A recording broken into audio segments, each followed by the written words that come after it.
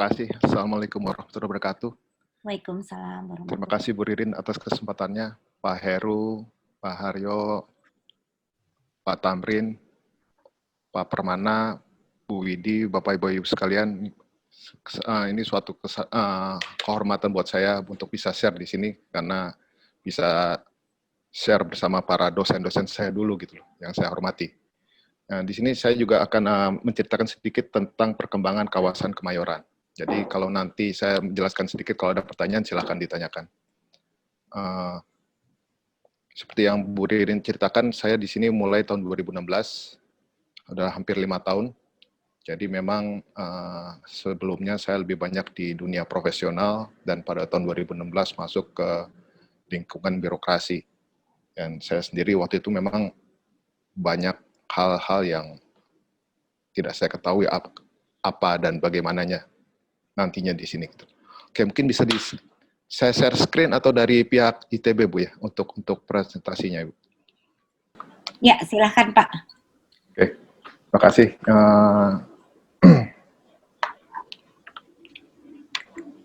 Mungkin next, silakan. Oh ya, silahkan. Oh. Ya. Bisa langsung kontrol dikasih ke Pak Rizky aja, Bu Rin. Oh, oke. Kok lambat tapi kalau dikasih ke orang. Oh gitu. Ya, tetap bisa berdua jadinya kontrol. Oke, nggak apa-apa. Sebentar, saya mau pakai remote control ya, atau apa? Di option itu, Oke, iya. di option dikasih kontrolnya ke sana.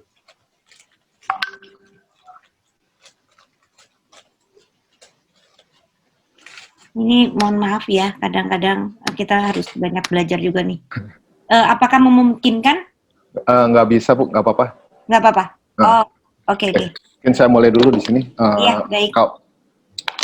Kawasan Kemayoran ini awalnya pada tahun 1934 seperti saya tulis di sini adalah sebagai dibangun sebagai bandara komersial pertama di Indonesia dan resmi tahun 1940 sudah mulai beroperasi dan setelah 44 tahun beroperasi ditutup karena lokasinya sudah tidak memungkinkan lagi sebagai bandara di tengah kota yang akhirnya fasilitasnya dipindahkan ke Bandara Soekarno-Hatta dan Halim Perdana Kusuma.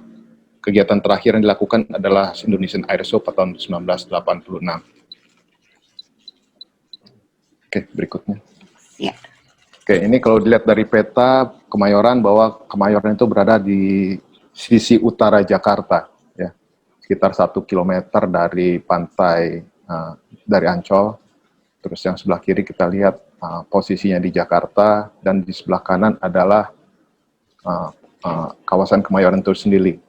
Kawasan Kemayoran ini terdiri dari luas sekitar 454 hektar, ya. Di utaranya berbatasan dengan hampir ke jalan tol dalam kota, dan sebelah selatannya itu Jalan Benyamin Sueb. Ya, oke, berikutnya. Ya, sebentar. Ya. Oke.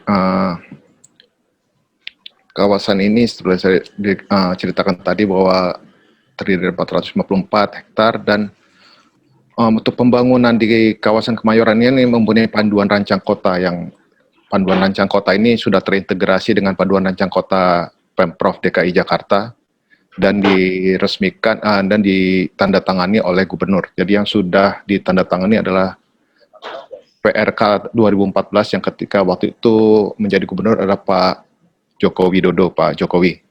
Dan saat ini kami sedang melakukan revisi UDGL atau PRK 2019 yang tadi rencananya tetapi 2019 tidak berhasil ditandatangani. Kita sedang kejar supaya tahun 2020 Pak Anies bisa melakukan pengesahan PRK tahun 2020.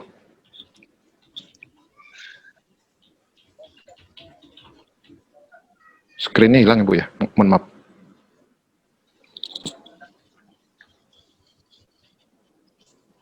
Bu Ririnnya masih ada nggak? Muncul lagi.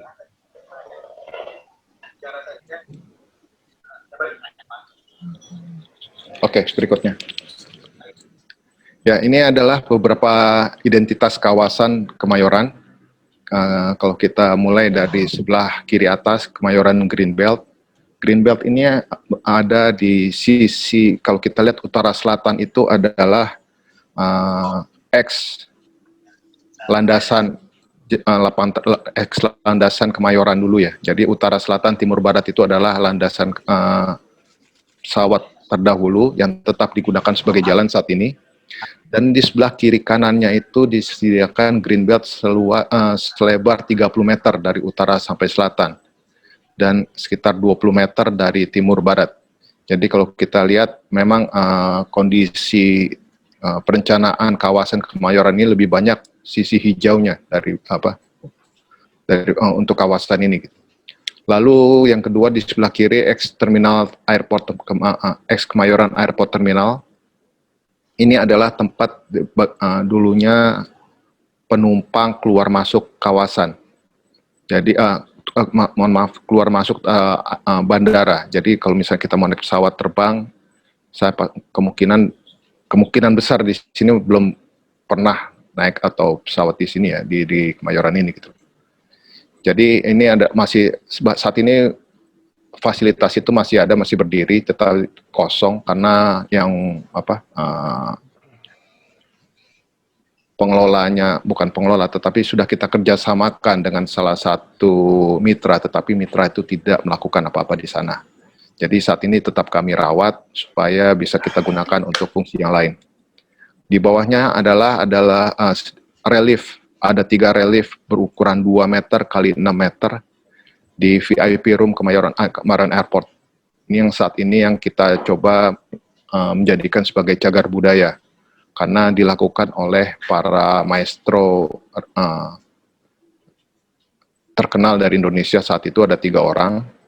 Saat ini kondisinya masih baik dan masih tersimpan di ruang VIP Room. Sebelah kanan atas adalah kawasan hutan kota Kemayoran. Jadi kalau kita lihat di sebelah seperempat bagian atas sebelah kanan, itu lebih banyak digunakan untuk daerah hijau. Jadi sebelah atasnya itu adalah hutan kota Kemayoran yang diikuti bagian bawahnya ada waduk dan juga golf Kemayoran. Dan juga ke arah bawahnya tuh runway, seperti saya bilang tadi, landasan pacu. Dan selain itu juga masih ada air traffic control Kemayoran. Ada 2 air traffic control di sana yang saat ini masih belum bisa kita lakukan pengembangan lebih lanjut karena masih ada hal-hal yang perlu kita lakukan dengan kita diskusikan dengan mitra yang sudah menyewa lahan ini tetapi tidak melakukan kegiatan apa-apa di situ. Dan air traffic control Kemayoran ini sudah menjadi bangunan cagar budaya. Dan untuk kami sendiri dari PPK Kemayoran sudah melakukan beberapa konsep untuk melakukan merevitalisasi 2 tower ini agar bisa menjadi semacam museum dirgantara kawasan Kemayoran.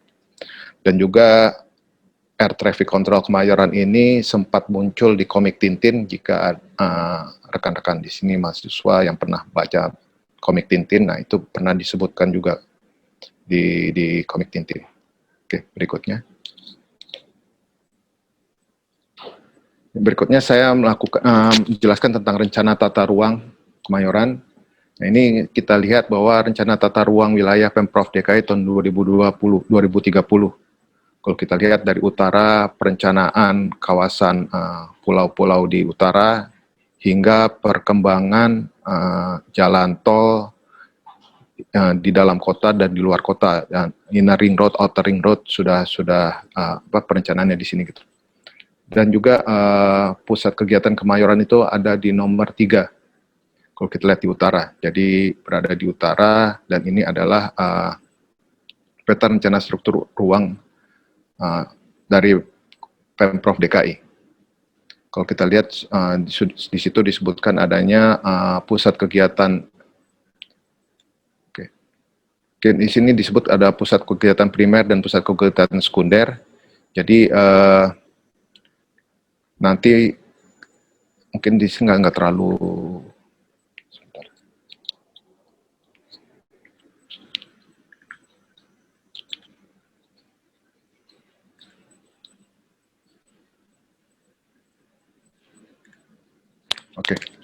Jadi nanti para mahasiswa bisa melihat secara lebih detail. Mungkin di sini kalau dilihat di screen ini tidak terlalu jelas ya.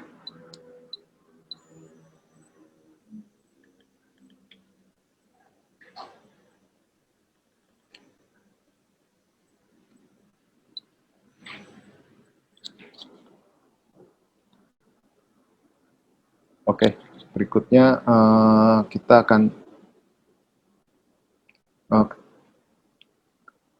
maaf ke slide berikutnya. Saya belum bisa.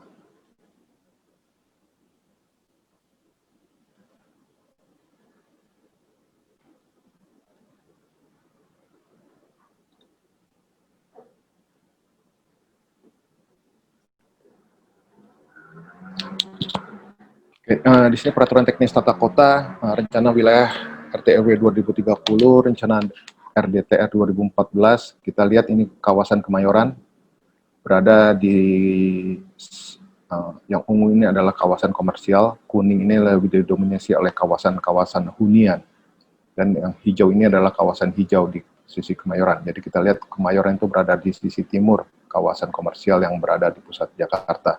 Ya. Terus juga tidak terlalu jauh dari daerah hijau, kawasan pantai di sekitar Ancol. Oke, berikutnya.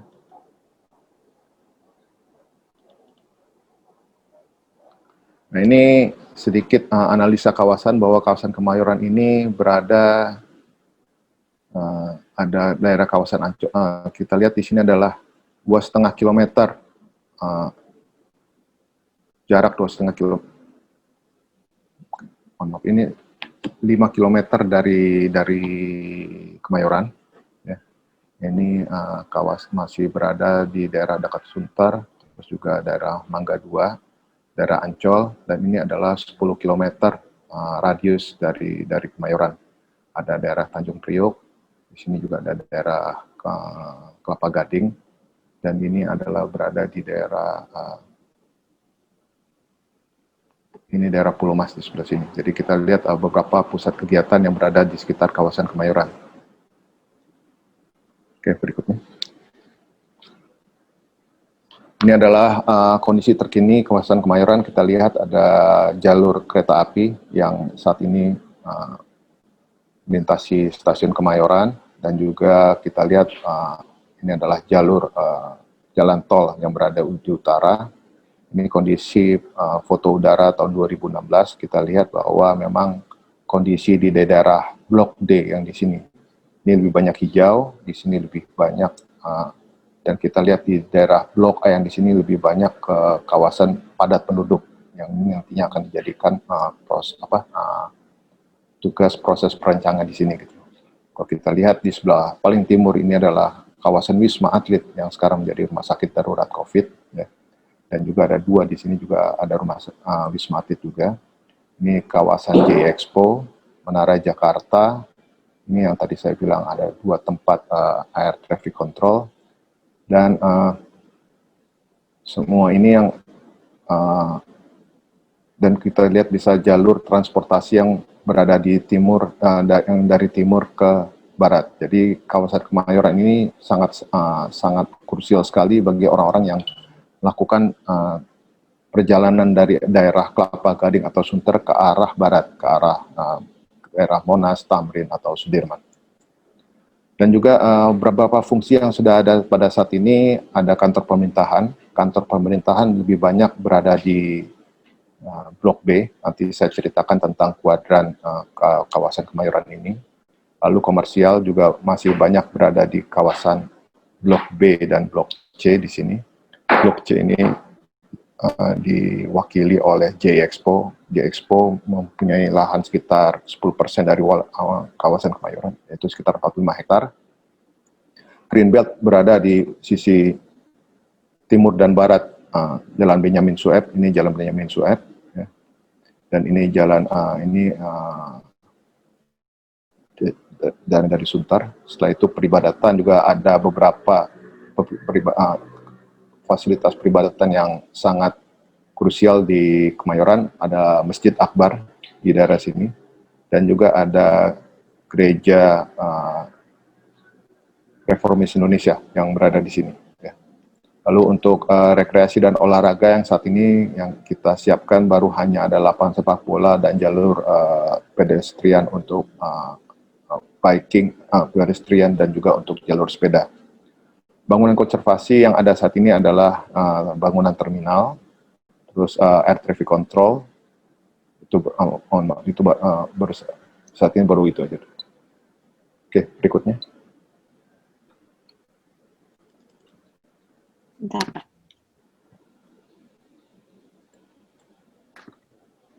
Ya. Ini beberapa fasilitas yang berada, yang sudah terbangun pada saat ini. Sebelah kiri atas ini view dari Benyamin Sueb, ini karena efek fish eye dari lensa, jadi kelihatan bahwa sudah terbangun hunian-hunian tinggi di sini gitu. Jadi yang berada di kawasan Kemayoran ini memang levelnya dari MBR hingga hunian mewah. Kita berbeda dengan kawasan yang lainnya. Jadi sedikit mundur sedikit bahwa kawasan Kemayoran ini berada di bawah satkernya Kementerian Sekretariat Negara. Kementerian Sekretariat Negara memiliki 2 BLU. BLU itu adalah satu level di bawah BUMN. BLU itu singkatan dari Badan Layanan Umum. Yang bertugas untuk mengelola kawasan. Jadi yang satu adalah BLU PPK Kemayoran, yang satu PPK GBK, daerah kawasan GBK. Kita lihat bahwa di daerah kawasan Kemayoran ini kita harus cater dari level bawah hingga level atas, beda dengan kawasan GBK yang lebih banyak kawasan menengah ke atas. Nah, di sini adalah sedikit masalah sosial juga cukup tinggi di sini gitu. Bagaimana kita bisa mengintegrasikan desain untuk kawasan sosial, kawasan di hunian untuk penghuni yang kalau di istilahnya itu mixed income housing ya. Jadi ada hunian untuk orang-orang yang berpenghasilan rendah, menengah hingga tinggi gitu. Jadi bagaimana bisa mengintegrasikan desain itu di satu kawasan, tetapi meminimalisir terjadinya ketimpangan sosial di sini. Gitu. Ya. Lalu yang di bawah adalah Urban Gate Kemayoran yang kebetulan didesain oleh Gubernur Jawa Barat saat ini, Pak Ridwan Kamil bersama timnya dari Urbane. Nah, ini adalah pintu masuk Kemayoran dari sisi utara. Kalau malam lampunya menyala, bisa berwarna-warni, yang kita bisa lakukan temanya tergantung dari saat misalnya pas 17 Agustusan kemarin lebih banyak tema merah putih. Dan kita lihat juga yang ini yang di sebelah kanan adalah kawasan hutan kota dan Golf Kemayoran. Ini adalah kawasan Golf Kemayoran dan ini adalah Waduk Kemayoran. Waduk ini adalah waduk sebenarnya adalah detention pond, waduk untuk penanggulangan banjir kawasan Kemayoran. Jadi waduk ini sudah berada sekitar 1-1,5 meter di bawah permukaan laut. Ya.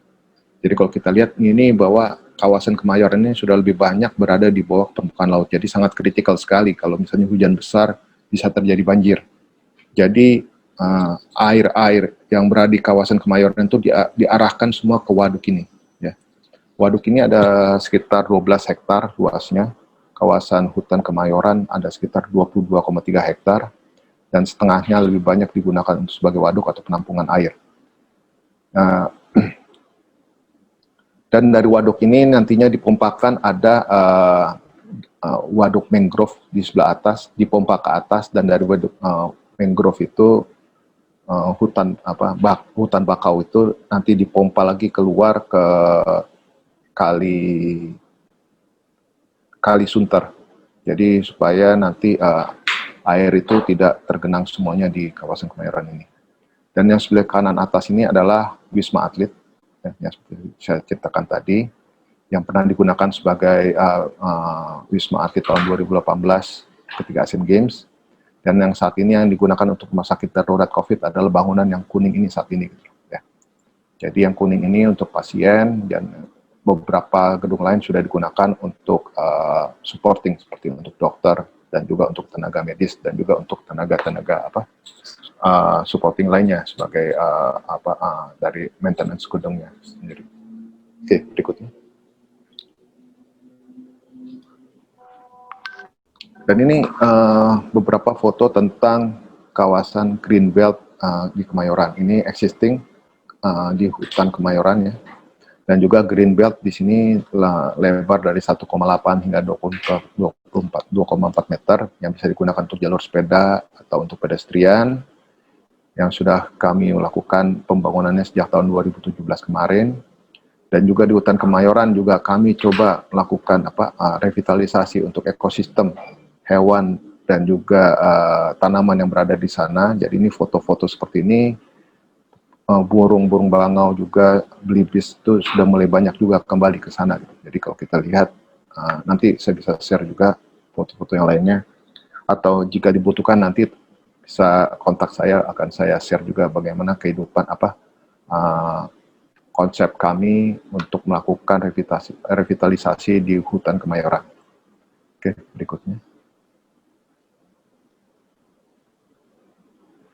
Ini adalah beberapa shot ketika malam yang di atas ya. Ini yang tadi saya bilang yang Urban Gate Kemayoran ketika malam. Kalau kita lampunya dinyalakan warna merah. Sebelah kiri ini kalau misalnya ini adalah kawasan hunian mewah yang di Kemayoran. Ini hunian mewah. Ini Spring Hill dan juga ada Dimension juga di sini apartemennya. Dan yang di sebelah depan ini adalah Pasar Mobil Kemayoran. Kalau misalnya kalian tahu Pasar Mobil Kemayoran ini di daerah, sebenarnya fungsi Pasar Mobil Kemayoran ini adalah fungsi sementara sebelum nanti dijadikan sebagai fungsi campuran di sana. Lalu yang di bawah ini adalah Jalan Benyamin Sueb, ya, yang tadinya sebagai landasan pacu pesawat terbang. Ini yang utara selatan, ini timur barat, dan ini kawasan sekolah Fasos yang berada di Blok D. Dan di sini belakangnya adalah hunian. Dan di sebelah selatannya, kalau di sebelah utara sebagai tengarannya adalah Urban Gate Kemayoran. Kalau di sebelah selatan kita mempunyai ondel-ondel. Ini adalah replika ondel-ondel terbesar di Indonesia yang mendapatkan rekor muri juga. Dan ini adalah sebelah kanan bawah adalah salah satu gereja terbesar di Kemayoran, Gereja Reformis Indonesia. Oke, berikutnya. Oke, fotonya 2 kali. Ini adalah jalan utama di Kemayoran, Benyamin Sueb. Ini adalah flyover yang berada di atasnya. Ini dicat warna-warni karena saat itu kegiatan Asian Games 2018 ini menggunakan konsep warna dari Asian Games 2018 dan diaplikasikan di sini. Dan sebelah kiri atas adalah Wisma Atlet juga yang di Blok C yang berada di seberang hutan kota.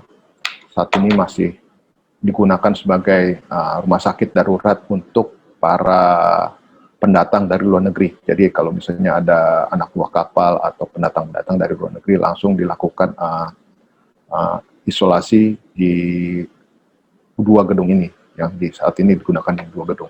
Sebenarnya itu ada 3 gedung tapi 1 lagi belum digunakan. Oke, berikutnya. Nah, ini adalah kondisi Blok A yang nantinya akan dijadikan bagian dari tugas studio saat ini. Kalau kita lihat bahwa sebagian besar Blok A ini masih berupa pemukiman padat. Jadi hanya di sisi sebelah utara dan sebelah timur barat ini saja yang sudah ada pembangunan high rise di sini. Tapi selebihnya di sini masih ada pemukiman padat. Jadi memang ini adalah salah satu tugas kami juga untuk melakukan penataan kawasan di sini. Kami saat ini bahwa kawasan ini masih belum tertata dengan rapi karena memang ada hal-hal yang dilakukan pada zaman dahulu bahwa untuk melakukan pembebasan lahannya itu tidak secara parsial blok per blok, tetapi pada saat itu mungkin pada akhir 80 awal 90-an itu melakukan pembebasannya itu berdasarkan tawaran kepada para penghuni di sana, lalu yang bersedia nanti ada dapat penggantian di rumah susun atau penggantian uang gantinya gitu. Karena melakukan proses seperti itu, PPK Kemayoran pada saat itu tidak berhasil melakukan pembebasan yang seharusnya dilakukan blok per blok. Kalau sudah melakukan blok per blok, pembangunan ke depan bisa menjadi lebih bagus lagi. Tetapi karena terjadi pembebasan secara parsial seperti itu, akhirnya lahan-lahan yang dibebaskan sekarang sudah ditempati lagi. Dan ini menjadi PR yang luar biasa besar ya pada saat ini untuk membebaskan sekitar 30 hektar di sini untuk pembangunan hunian tingkat tinggi. Karena memang fungsi di sini nantinya lebih banyak sebagai fungsi hunian, tetapi saat ini kami juga dengan ATR BPN juga dengan PUPR sudah melakukan beberapa pendataan untuk melakukan pembebasan di beberapa lahan ini. Dan kebetulan lahan di sini yang seperti saya lihat di utara selatan ini, timur barat ini akan terbelah dua oleh adanya jalan tol. Jadi nantinya kawasan Kemayoran ini akan dilewati jalan tol dari barat Jakarta ke timur Jakarta. Oke, berikutnya. Oke, lanjut. Nah, ini yang seperti saya bilang urbanization framework untuk kawasan Kemayoran. Dari 450 hektar dibagi menjadi 4 bagian. Ada blok A yang berwarna biru muda ini, yang fungsinya lebih banyak zona perumahan, dan di sebelah baratnya itu adalah zona blok B yang lebih banyak digunakan untuk zona komersial dan perdagangan dan perkantoran. Jadi di blok B ini banyak kantor-kantor pemerintahan seperti kantor imigrasi, pajak, bea cukai, kantor kami sendiri PPK Kemayoran juga ada di situ gitu. Jadi banyak kantor-kantor pemerintahan dan termasuk juga Angkasa Pura berada di kawasan blok B. Terus yang di blok A tadi, mohon maaf, yang sudah dibangun adalah saat ini beberapa apartemen tinggi, juga ada beberapa juga apartemen menengah ya. Jadi Perumnas juga dulu pernah ada melakukan pembangunan perumahan menengah 6 lantai. Itu ada 4 blok di sana yang saat ini sebenarnya Perumnas akan melakukan revitalisasi mengganti bangunan-bangunan tersebut dengan bangunan tingkat tinggi seperti 30 hingga 40 lantai. Tapi proses itu masih terkendala saat ini. Lalu yang oranye itu sebelah kiri atas adalah daerah jasa, zona perdagangan dan jasa. Jadi lebih banyak saat ini berada sekitar setengahnya adalah berada di kawasan J-Expo. Dan J-Expo sendiri sebenarnya masih banyak lahan yang belum diutilisasi oleh mereka untuk perdagangan dan jasa. Oke, ke diagram berikutnya yang di tengah adalah jaringan transportasi. Ini adalah jaringan transportasi yang ada saat ini. Kalau kita lihat lebih banyak oleh transportasi kendaraan mobil ya. Jadi untuk Transjakarta sendiri baru ada 1 jalur yang berada masuk di sini. Dan untuk masuk ke dalam kawasan Kemayoran ini belum ada jalur berbasis rel. Dan hal ini yang sedang kami lakukan koordinasi dengan Pemprov DKI juga dengan Jakpro supaya nanti LRT bisa masuk ke kawasan Kemayoran. Saat ini nanti kalau saya jelaskan ke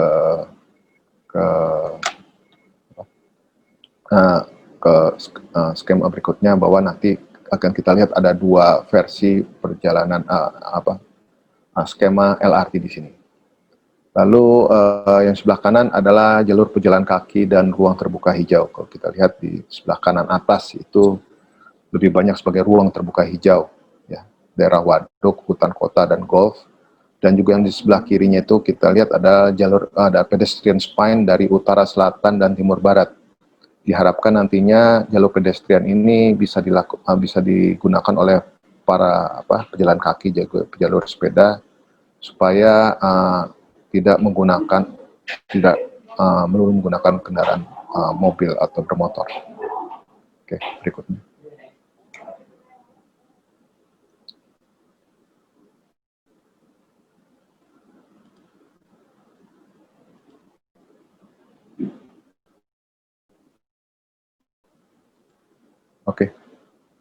ini adalah sebelah kiri adalah Paduan Rancang Kota 2014 yang sudah ditandatangani oleh Pak Joko Widodo waktu itu. Dan yang sebelah kanan adalah Peta Zonasi Bandar Kemayoran 2019 atau 2020 saat ini. Sebenarnya tidak banyak berubah dari PRK 2014 dan 2019. Yang 2019 adalah penyempurnaan dari 2014. Karena ada beberapa lahan yang sebenarnya yang perlu di-adjust. Misalnya contoh dari kawasan Wisma Atlet, sebelumnya di sebelah tidak di PRK 2014 tidak ada belum direncanakan sebagai Wisma Atlet. 2019 sudah kita rencanakan, kita masukkan sebagai kawasan Wisma Atlet. Dan juga yang perbedaan adalah adanya jalan tol dari dari timur barat. Jadi di situ ada ya yang di kursor itu bahwa nanti ada interchange di sana yang mengakibatkan perubahan blok dan juga peruntukan di sana. Dan juga beberapa lahan yang dijadikan yang di pinggir sungai itu harus kita lakukan perpindahan fungsi dan juga intensitas bangunannya kita harus pindahkan ke kawasan lain. Jadi nanti ini kalau kita lihat di tabel di kanan itu sudah terlihat fungsi-fungsi setiap bangunan untuk apa. Jadi kalau kita lihat memang masih tetap blok A lebih banyak untuk kawasan hunian, dan blok B lebih banyak untuk kawasan komersial, dan blok D lebih banyak untuk kawasan hijau. Nanti peta zonasi ini bisa di-share untuk untuk menjadi bahan studi. Oke, berikutnya. Ini adalah yang sebelah kiri adalah jaringan transportasi existing saat ini. Yang jalur merah adalah jalur transportasi Transjakarta. Kalau kita lihat bahwa dari masih perlu beberapa titik berhentian di sana juga. Dan juga yang garis putus-putus adalah jalur kereta api di sana. Dan juga yang sebelah utara adalah jalur tol tol Ring Road Jakarta, Inner Ring Road di Jakarta. Nah, yang sebelah kanan adalah pengembangan transportasi ke depannya. Jadi kalau kita lihat dari daerah Sunter yang warna hijau atau abu-abu itu adalah rencana LRT nanti ke depannya gitu. Jadi saat ini masih terdapat 2 jalur alternatif yang akan melewati ke Kemayoran. Karena diharapkan jalur LRT ini nanti akan digunakan orang untuk menuju ke stasiun Jakarta International Stadion yang berada di Sunter. Jadi kami sudah diskusikan juga kalau misalnya kita lihat di kiri atas itu yang warna abu-abu itu Jakarta International Stadion. Yang dekat dekat di kiri atas. Ya, di situ ada Jakarta International Stadion yang saat ini sedang dibangun. Jadi diharapkan nanti para pengguna Jakarta International Stadion bisa berhenti di kawasan Kemayoran dan melanjutkan perjalanannya untuk parkir park and ride di daerah Kemayoran dan melakukan perjalanannya dari Kemayoran ke Jakarta International Stadion menggunakan LRT. Karena jalur LRT ini juga nanti akan menghubungkan yang dari timur ke daerah pusat, yang diharapkan nanti terkoneksi dengan jalur LRT yang berada di Kelapa Gading saat ini. Karena desain awalnya adalah Wisma Atlet ini tadinya dikonsepkan berhubung langsung dengan kawasan Pulau Mas, dengan venue di Pulau Mas untuk balap sepeda dan juga untuk pacuan kuda. Tetapi karena waktu yang sangat singkat dan biaya yang sangat besar, maka LRT yang dari daerah Rawamangun itu hanya berhenti sampai di Kelapa Gading.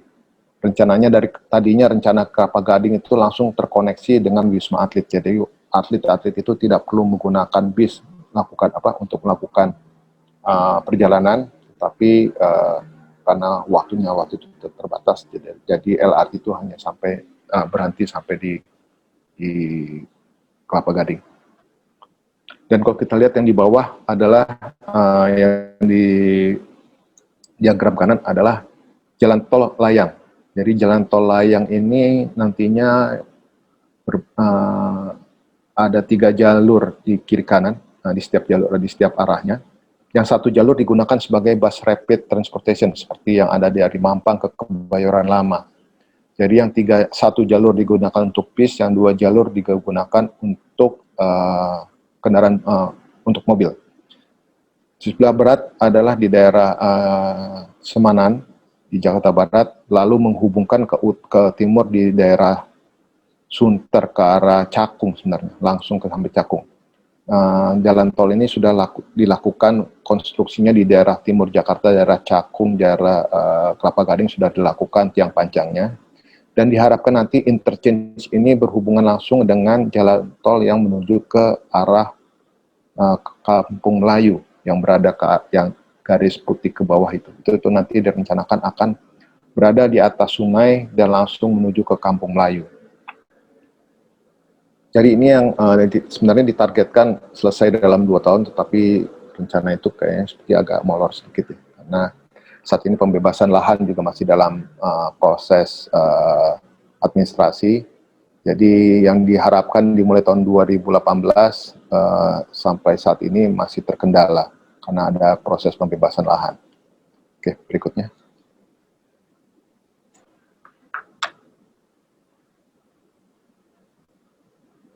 Ini yang Jalan Tol Semanan Sunter, perencanaan detailnya kalau kita lihat yang di sebelah kiri atas itu adalah beberapa trase yang terkena di sekitar Masjid Akbar Kemayoran. Kalau kita lihat dari foto udara betapa padatnya penduduk di sana, itu yang harus kita lakukan pembebasan.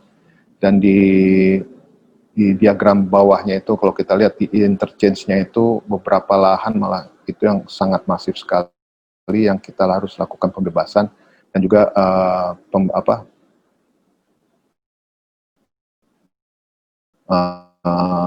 kita harus melakukan redesign untuk kawasan sana. Dan yang di kawasan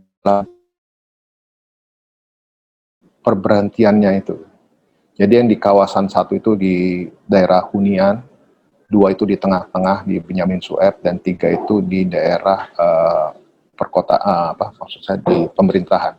Dan diharapkan yang di pemberhentian nomor 3 itu bisa terintegrasi dengan bus stopnya dari Transjakarta. Jadi diharapkan orang-orang yang dari Transjakarta bisa menggunakan bus BRT ini dan berhenti di bus stop nomor 3 itu.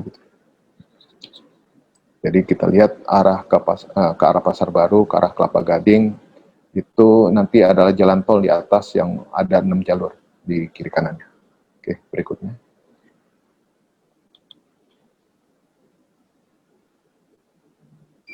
Ini sistem transportasi dan konektivitas kawasan tadi sudah saya sebutkan satu persatu.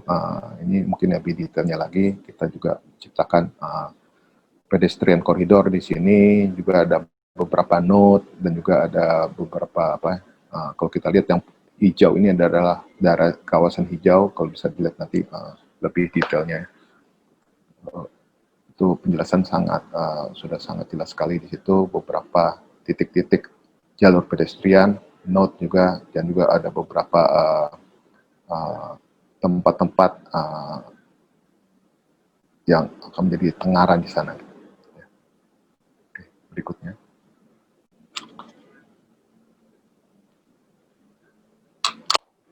Ini adalah beberapa konsep masing yang dilakukan oleh yang diajukan. Sebagai informasi, mohon maaf, mungkin saya agak lupa tadi menyebutkan bahwa untuk perencanaan kota ini dilakukan oleh PSUD, ya, dari yang awalnya sampai sekarang juga kami tetap bekerja sama dengan PSUD melakukan perencanaan kawasan ini dan juga UDGL ini. Dan ini perencanaan ini juga tahun 2019 kami dengan ITB juga melakukan beberapa kajian, terutama untuk UDGL 2019 ini kita melakukan kajian untuk bidang transportasi dengan ruang terbuka hijau dan drainase dan limbah kawasan. Kita lakukan tahun 2019 tahun lalu dengan SAPPK, dan alhamdulillah hasilnya sangat sangat baik sekali. Gitu. Jadi hal-hal ini yang dari hasil kajian itu kita bisa ajukan sebagai dasar untuk melakukan kajian untuk revisi UDGL 2019. Oke, berikut. Jadi di sini yang lebih diutamakan adalah meshingnya supaya lebih kompak, bahwa bangunan-bangunan itu juga bagaimana kita menjadikan bangunan itu lebih ramah terhadap para pengguna. Jadi yang diharapkan seperti yang di diagram sebelah kanan kita lihat adalah fungsi hunian dan fungsi komersial berada di tower yang berbeda, tetapi tetap ada akses untuk para pengguna. Jadi nanti ada street corridor, ada street wall di sana, bagaimana kita para pengguna jalan, pejalan kaki merasa aman dan nyaman. Dan juga yang perlu diperhatikan adalah perlu adanya street level activity di pedestrian di sana, supaya pedestrian itu juga orang merasa nyaman, ada konektivitas antara pejalan kaki dan ruang di sebelahnya. Kalau hanya kosong begitu saja, kurang menarik bagi para pengguna juga. Jadi orang bisa makan atau keperluan lainnya bisa dilihat, terus juga ada kebutuhan atau misalnya juga ada service lainnya seperti ada penitipan anak atau tempat laundry atau seperti itu. Oke, berikutnya. Ini adalah sekalian kawasan yang direncanakan di saat ini. Kalau kita lihat bahwa di sebelah utara yang di diagram paling atas, sekalian dari utara tinggi, terus rendah, terus makin tinggi di bagian tengah. Yang bagian tengah itu adalah Menara Jakarta. Kalau Menara Jakarta mungkin yang pernah lihat dulu hanya satu tower, sekarang berganti konsepnya menjadi 6 tower yang lebih rendah, ya, bukan jadi iconic tower lagi gitu. Tapi konsepnya lebih banyak menjadi menjadi kawasan super blok di sana. Jadi ada 6 tower dengan satu podium yang menggabungkan ke 6 tower tersebut. Dan ini adalah skyline dari timur barat, tetap semuanya itu berada paling tinggi di dekat di sepanjang X runway Kemayoran. Jadi semakin di tengah itu semakin tinggi. Berikutnya.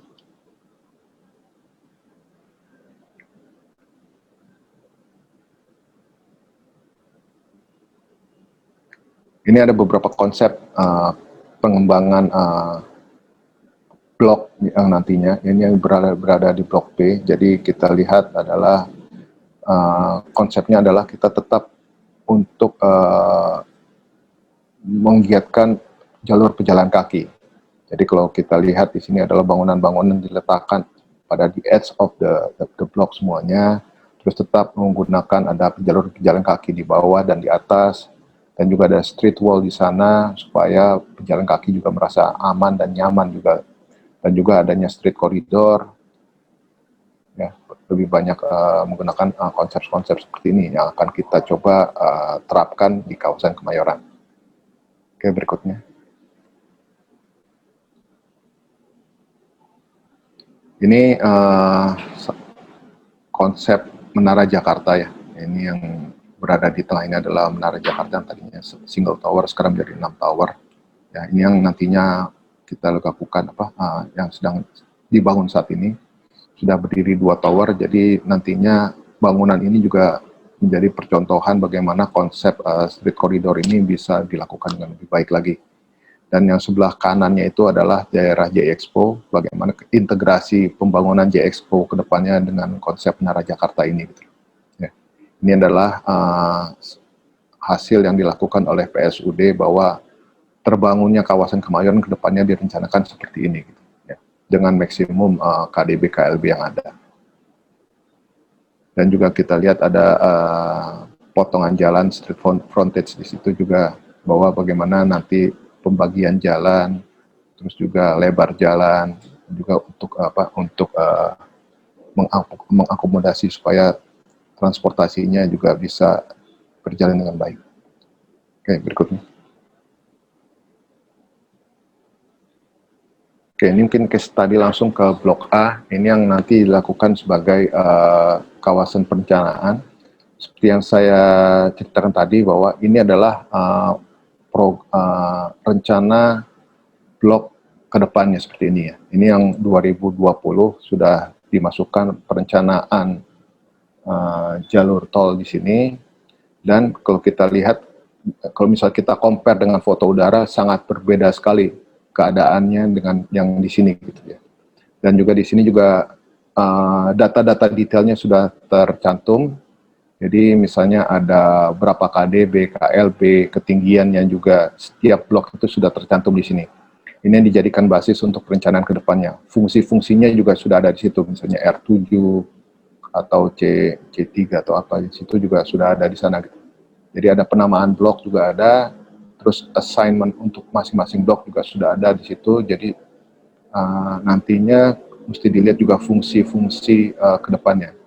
Nah, yang sedikit krusial adalah yang di jalur biru yang sebelah kanan itu nanti adalah jalur jalan tol ke depannya. Jadi saya sendiri juga belum dapatkan detail lebih lanjut yang jalur biru ini seperti apa, karena building frontage-nya pasti akan berubah. Nggak bisa kita berdiri di sana kalau misalnya ada jalur tol di atas jalur apa. Nah, itu sebenarnya ada jalur di atas jalur sungai. Jadinya nantinya pasti harus ada tower setback di sana gitu. Sementara depth lahan itu, kedalaman lahannya itu nggak terlalu besar. Nah, ini mungkin yang perlu kajian yang lebih detail lagi di situ gitu. Apakah mungkin dilakukan tower di sana atau tidak, atau misalnya dilakukan tower, apakah towernya itu menjadi sangat ramping. Nah, itu yang perlu kajian lebih dalam lagi. Oke, berikutnya.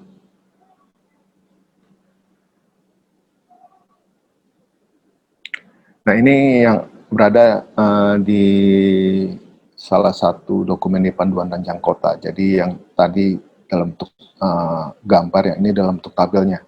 Jadi fungsi-fungsinya, zonanya, subzona, KDB, KLB sudah tertulis di sini. Jadi nanti ini yang dilakukan, yang dijadikan acuan untuk pembangunan perencanaan ke depannya gitu.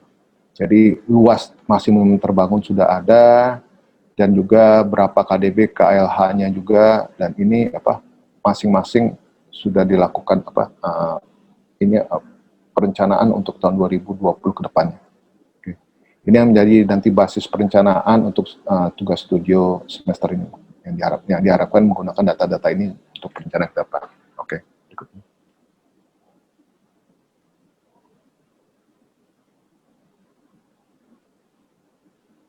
Nah, ini adalah jika diterjemahkan diagram-diagram tersebut akan terjadi pembangunan seperti ini ya. Jadinya, tetapi diharapkan bahwa nantinya hasil yang dilakukan bisa tidak sama seperti ini, bisa ada hal-hal yang lain yang bisa di ide-ide lain gitu ya. Ini kan sebagai guideline saja gitu. Jadinya nanti kedepannya nanti dari para mahasiswa diharapkan bisa adanya pemikiran-pemikiran baru. Kalau kita lihat tadi yang hijau itu adalah di jalur untuk sirkulasi jalan tol. Nah, ini yang diharapkan bagaimana kita mengakomodasi hunian di sana. Gitu. Yang kalau kita lihat yang merah di tengah-tengah itu adalah pusatnya kawasan Blok A, itu adalah paling ujung itu, di pojok itu adanya Masjid Akbar. Dan juga di belakang itu nanti adalah merupakan sebagai fasum fasos untuk kawasan Kemayoran di Blok A itu. Jadi ini adalah blok kuadran di Blok A terbangunnya. Oke, berikutnya.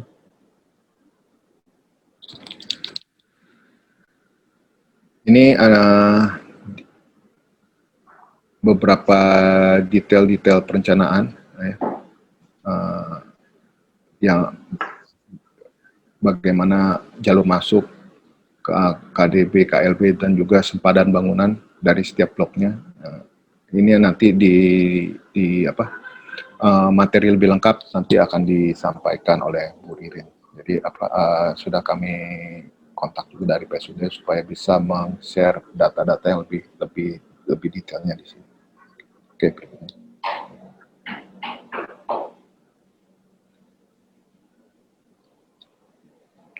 Ini adalah beberapa aturan harus dilakukan untuk melakukan evaluasi perencanaan di setiap bloknya. Gitu, ya. Intensitas bangunan juga tata bangunan di sini bisa dibaca nantinya, ada aturan-aturan yang harus diterapkan di dalam perencanaan. Oke, berikutnya.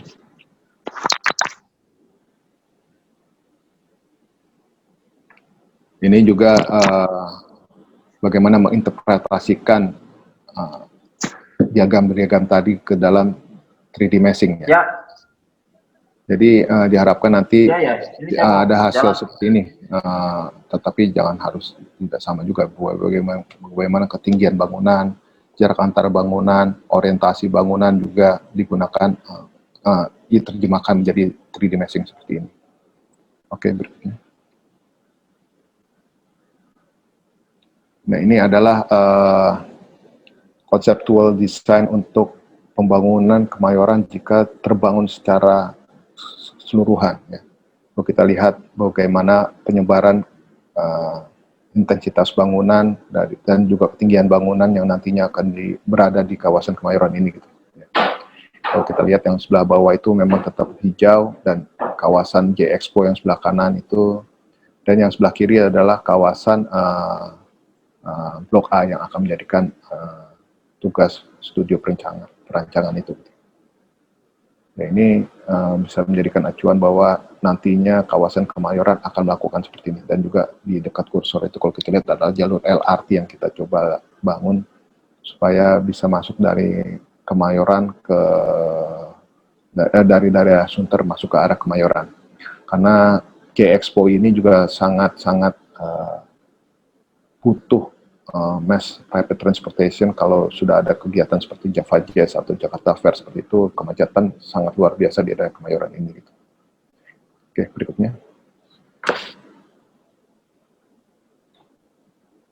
Ya, ini sama seperti tadi. Jadi perencanaan kawasan Kemayoran ke depannya. Oke, terakhir seperti ini. Oke, terima kasih. Mungkin itu aja dari saya. Silakan kalau ada pertanyaan. Terima kasih semuanya. Terima kasih banyak Pak Rizky. Kita udah mendapatkan bagaimana perkembangan Kemayoran begitu ya dari dulu sampai sekarang, dan selalu dinamis ya Pak ya. Jadi selalu ternyata ada rencana kota baru lagi dan sebagainya begitu ya. Jadi menarik begitu. Ya. Oke. Baik, ada yang mau bertanya atau mungkin Pak Heru ada tambahan menjelaskan begitu Pak? Silakan Pak Heru, karena Pak Heru juga sangat mengetahui kawasan ini. Sementara belum aja, nanti aja. Kalau ada pertanyaan, ya. Pak. Ya. Mungkin yang akan saya sedikit tambahkan Bu, di sini yang agak kelemahannya adalah jalur transportasi Bu, transportasi umum ke Kemayoran yang sangat lemah menurut saya di sini gitu. Ya. Ada shuttle bus juga yang di kawasan dalam Kemayoran ini, itu kami sudah coba diskusikan dengan Transjakarta, tetapi mereka masih menanyakan tentang ridership gitu. Menurut saya ya walaupun ridership masih kurang, kalau disediakan saya rasa orang pasti akan coba melakukan perubahan pola mereka untuk bertransportasi juga gitu. Jadi seperti stasiun-stasiun kereta api itu belum terkoneksi ke arah-arah yang lain, ke jalur sirkular transportasi yang lain gitu. Jadi masih segmented. Ini yang kami coba untuk pecahkan bahwa transportasi ini harus segera bisa dibenahi. LRT harus masuk, Transjakarta mesti menambah beberapa titiknya juga. Gitu. Itu aja deh saya. Terima kasih.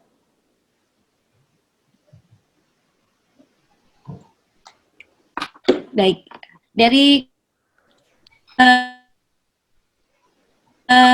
mahasiswa banyak nih.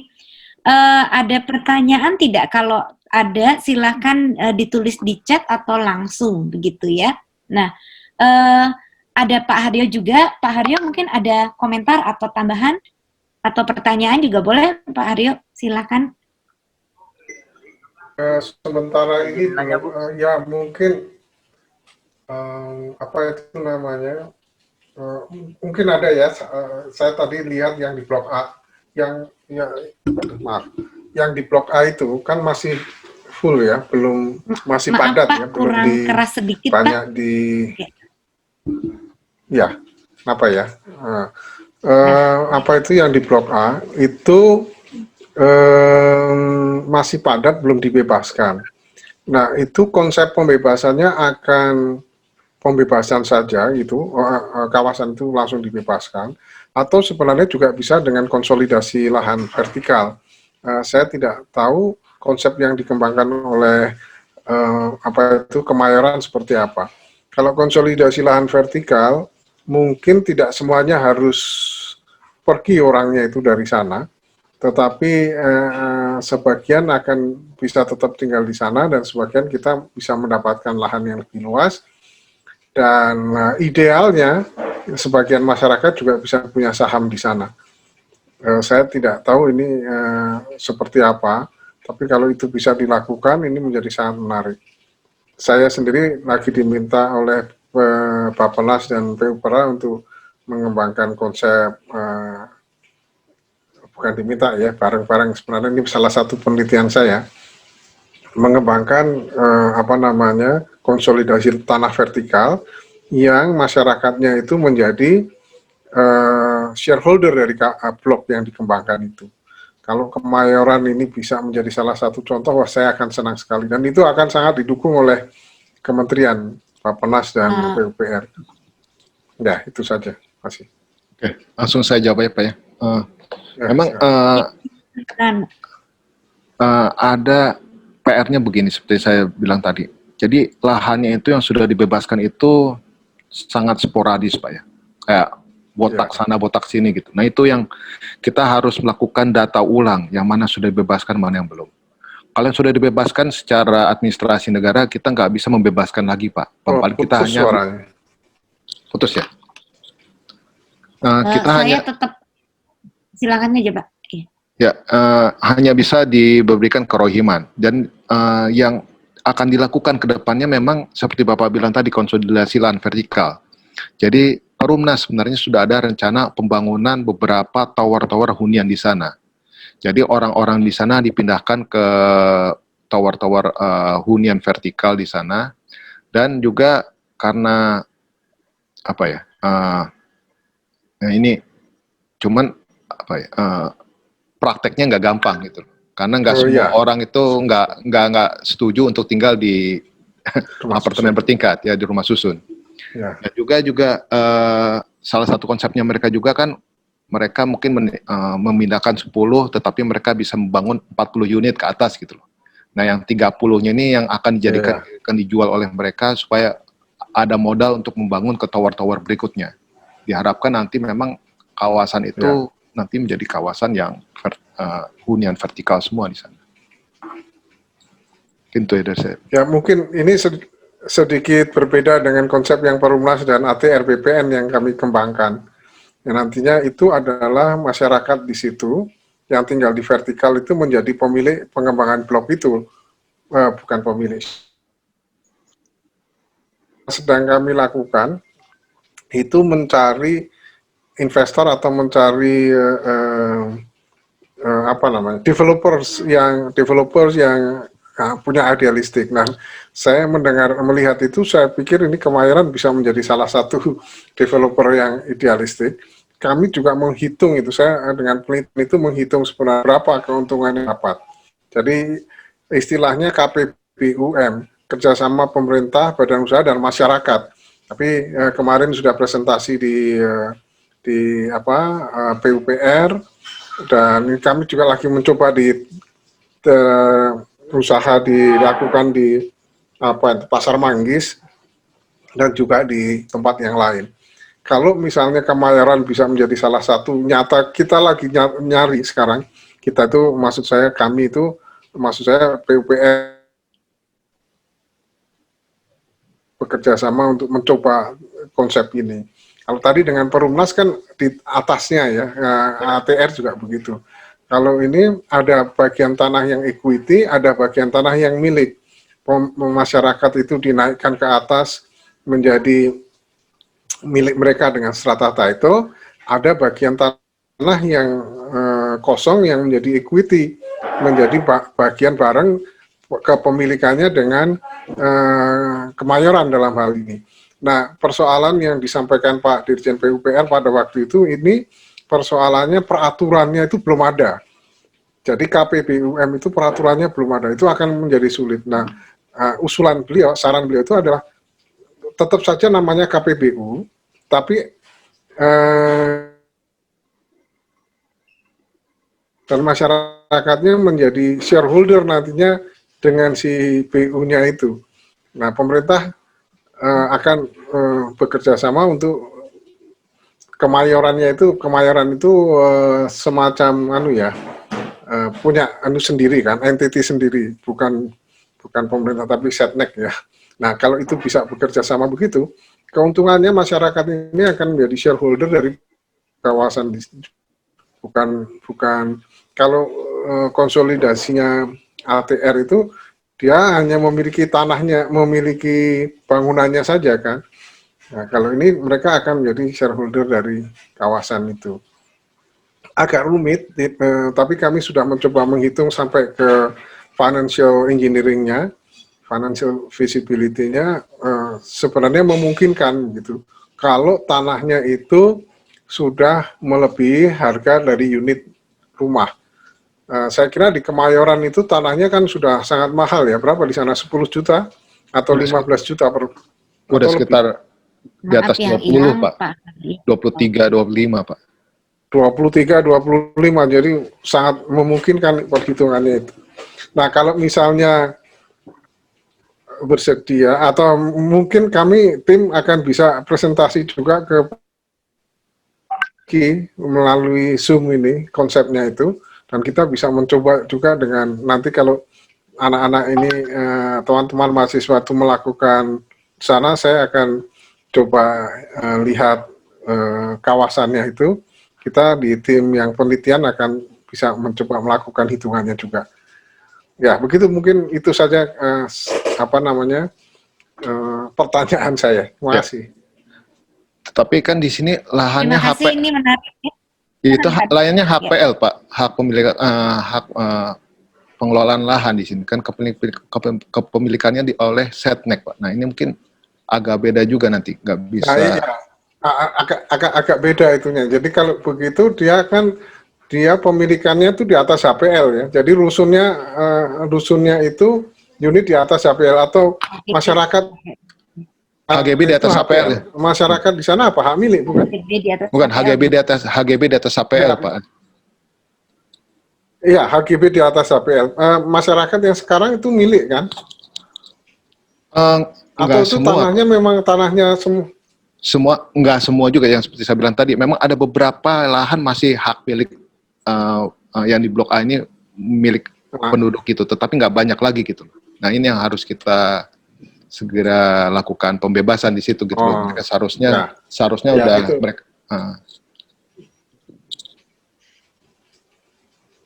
Berarti ada yang squatter juga ya di sana ya? Ada, Pak, ya. Ya. Masih banyak. Mungkin Pak. Itu menarik untuk kita ya. Jadi supaya jadi nanti ada yang hak milik, yang miliknya mereka yaitu menjadi tetap milik strata title kalau cukup banyak. Kalau yang lainnya menjadi HGB di atas HPL. Ya. Ya. Ya, makasih. Mungkin kami presentasi aja lah, mohon waktu nanti ke Pak Rizky. Boleh. Kami akan presentasi konsepnya ke Pak Rizky. Ya. Boleh. Nanti saya koordinasikan. Ya, baik. Ini jadi perlu diketahui ya, jadi kelas ini merupakan gabungan dari S2 Magister Desain Arsitektur dan Magister Rancang Kota. Ya, jadi ini pengalaman ya buat teman-teman ya, jadi bahwa kalau real project, real client itu banyak hal yang tidak semudah kita mendesain di atas kertas begitu ya. Seperti tadi diskusi menarik mengenai hak tanah begitu ya. Jadi apakah boleh bisa membuat hak milik dari bangunan, maka ada HGB. Tapi tanahnya punyanya siapa, jadi HPL. Banyak singkatan-singkatan yang dipelajari hari ini, tapi tolong itu menjadi PR ya, apa sih artinya tadi begitu ya, kepemilikan tanah, bagaimana pembebasan dan sebagainya begitu. Dan memang Pak Rizky, karena kami di sini ya mencoba bahwa mahasiswa itu harus dilatih peka terhadap permasalahan yang ada begitu. Jadi contohnya misalnya tadi tentang kepemilikan tanah, pembebasan tanah itu adalah mungkin salah satu issue base atau permasalahan desain yang ada di sana begitu. Nah, tentunya kalau dalam studio kita mencoba membuat asumsi supaya mahasiswa konsentrasi pada membentuk kemampuannya dalam merancang bangunan campuran begitu ya. Tapi sebagai satu pengalaman ini menjadi sangat penting sekali, dan ini juga pengalaman berharga begitu ya. Tadi dari Pak Haryo mengatakan bagaimana pembebasan tanah, ada konsep konsolidasi. Itu sebetulnya kalau untuk mahasiswa jadi bisa membuat memetakan dulu apa sih permasalahannya, kemudian bisa mengajukan solusi begitu ya. Jadi misalnya diasumsikan apakah nanti, karena tanah yang untuk yang studio magister desain ya, kalau dilihat itu kan rumah-rumah semua ya. Jadi idealnya seperti apa sih begitu ya? Apakah menjadi dijalankan konsep konsolidasi tadi, atau diasumsikan dipindah ke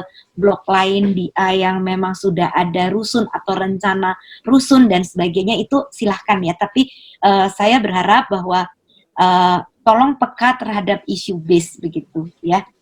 Oke. Satu lagi adalah multidisiplin menjadi sangat-sangat penting di sini. Jadi ada teman-teman dari rancang kota yang mungkin punya pendapat dan yang lainnya ya untuk di-share, dan juga ada dari desain arsitektur gitu. Nah, saya buka lagi, ada pertanyaan nggak dari mahasiswa?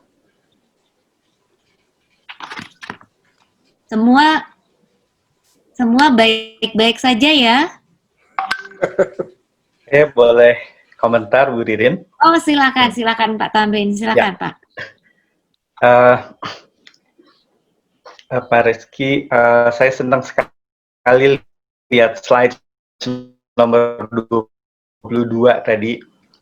Jadi kalau menurut saya slide nomor 22 itu menunjukkan bahwa urbanitas skala kecil, skala manusia itu sudah mulai diperhatikan di Kemayoran. Menurut saya ini perkembangan yang baik dibanding sebelumnya. Saya dulu pernah terlibat di Kemayoran tahun 2008-2009, waktu itu kantor tempat saya bekerja. Kenapa? Atau Pak Tamrinnya lancar ya? Suara saya cukup jelas ya? Jelas, bisanya jelas loh. 2008-2009 itu kantor tempat saya bekerja menjadi partnernya Jiang & Associates yang mengerjakan Menara Jakarta waktu itu, waktu masih skema lama, Pak Rizky. Yeah. Nah, di situ saya dapati bahwa arahan desain pada skala manusia itu menurut saya kurang sekali. Jadi urbanitas dalam skala orang ya, kepadatan, fungsi campur, orientasi pejalan kaki yang fine grain itu nggak ada waktu itu. Dan menurut saya itu yang belum dicapai di Kemayoran sekarang ya. Jadi kita masih merasakannya sebagai berorientasi kendaraan. Kalau kita ke sana sekarang pun masih itu yang masih terasa. Tapi slide 22 itu tadi kalau menurut saya kalau konsep itu berjalan ya, di mana meshingnya dipecah-pecah, lalu banyak sekali tembusan-tembusan begitu ya. Nah itu yang menurut saya akan kita coba exercise bersama mahasiswa di tugas ini. Jadi bagaimana urbanitas pada skala orang yang fine grain itu, yang halus begitu, itu menurut saya bisa jadi kunci untuk membuat Kemayoran menjadi lebih manusiawi begitu, lebih nyaman begitu. Ya, selamat Pak Rizky, saya kira baik sekali ini konsep ini. Terima kasih. Mungkin saya berterima kasih dengan tim PSUD nih Pak. Ini konsepnya sebenarnya dari Pak Heru dan kawan-kawan juga. Memang saya sangat setuju dengan apa yang Pak Tamrin bilang, bahwa saat ini juga orientasi pejalan kaki itu masih sangat terasa, sangat kurang. Physical barrier itu sangat terasa, apalagi di jalan Benyamin Sueb itu ya. Benyamin Sueb itu ada 8 jalur, jadi ada 50 meter. Gitu. Orang untuk menyeberang dari satu sisi ke sisi lain itu susah. Nggak mungkin ya. Saya sendiri juga, nggak mungkin. Saya sendiri kalau naik sepeda di kawasan itu juga sangat was-was juga gitu ya. Jadi totalnya itu ada 6 jalur kiri kanan, jadi ada 12 meter. Ya itu jadi memang harus dibutuhkan beberapa, ya kayak mesti ada jembatan, terus juga harus messingnya juga dipecah-pecah. Tetapi kan kadang-kadang, nah ini yang untuk proyek-proyek baru itu mungkin sudah ada kesadaran dari pengembangnya seperti itu ya. Tetapi yang lama-lama ini kan belum.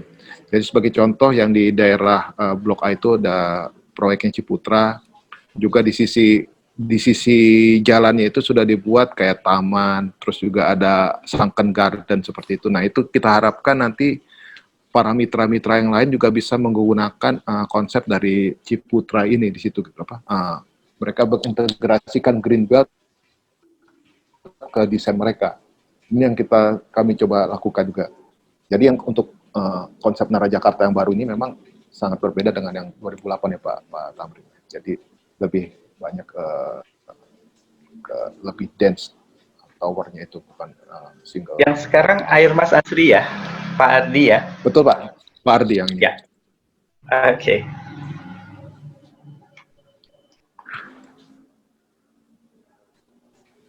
Baik. Cukup Pak Tamrin, terima kasih Pak Tamrin. Cukup Bu Ririn. Saya boleh bertanya lagi nggak Pak Rizky? Ini sambil menunggu boleh, mahasiswa silakan. Tadi ada yang mau bertanya begitu. Ya. Pak Rizky begini, apa tadi ya tentang problem-problem yang dihadapi oleh Kemayoran ya Pak ya?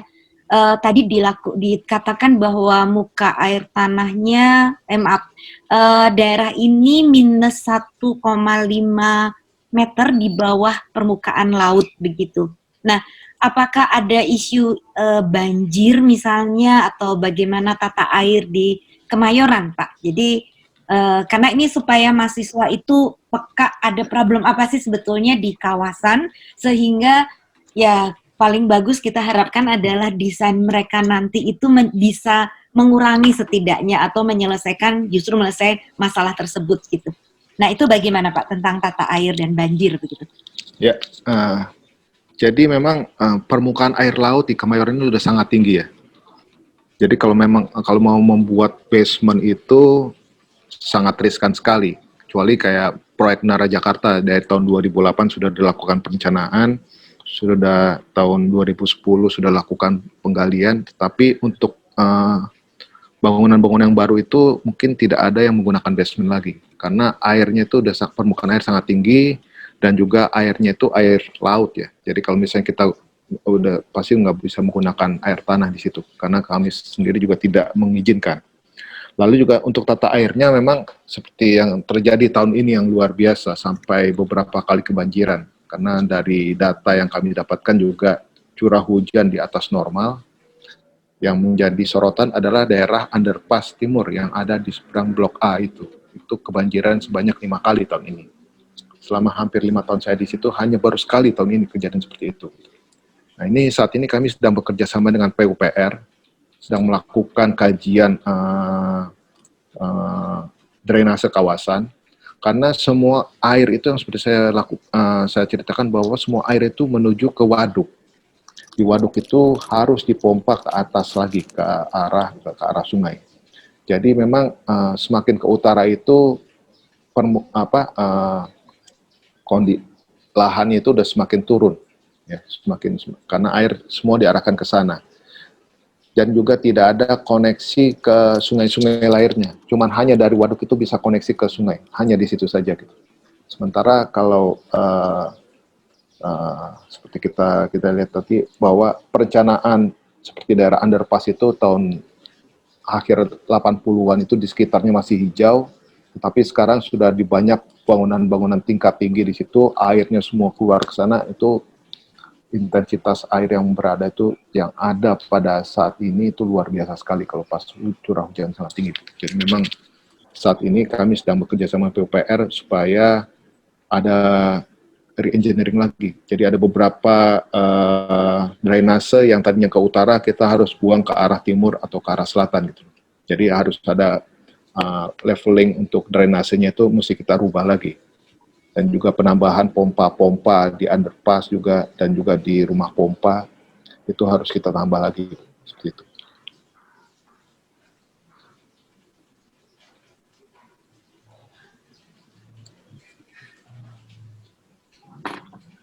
Oke.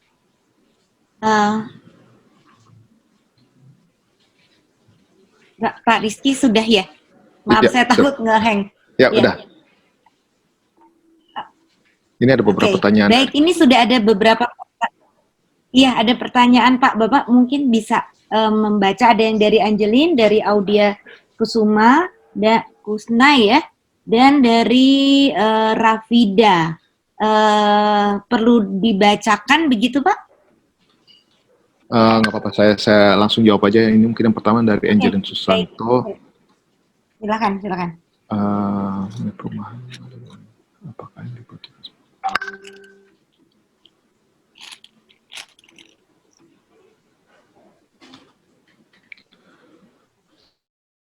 Untuk di lahan A52 itu, karena itu kawasan itu memang lebih banyak sebagai kawasan menengah ke bawah ya. Karena kawasan yang menengah ke atas itu ada di Blok D di situ. Jadi memang secara kalau misalnya nanti kalau melakukan analisa kawasan bahwa kawasan untuk menengah ke atas itu ya bukan bocoran sih, itu kayaknya kurang menarik kalau di daerah situ gitu. Jadi nanti akan bisa dilakukan juga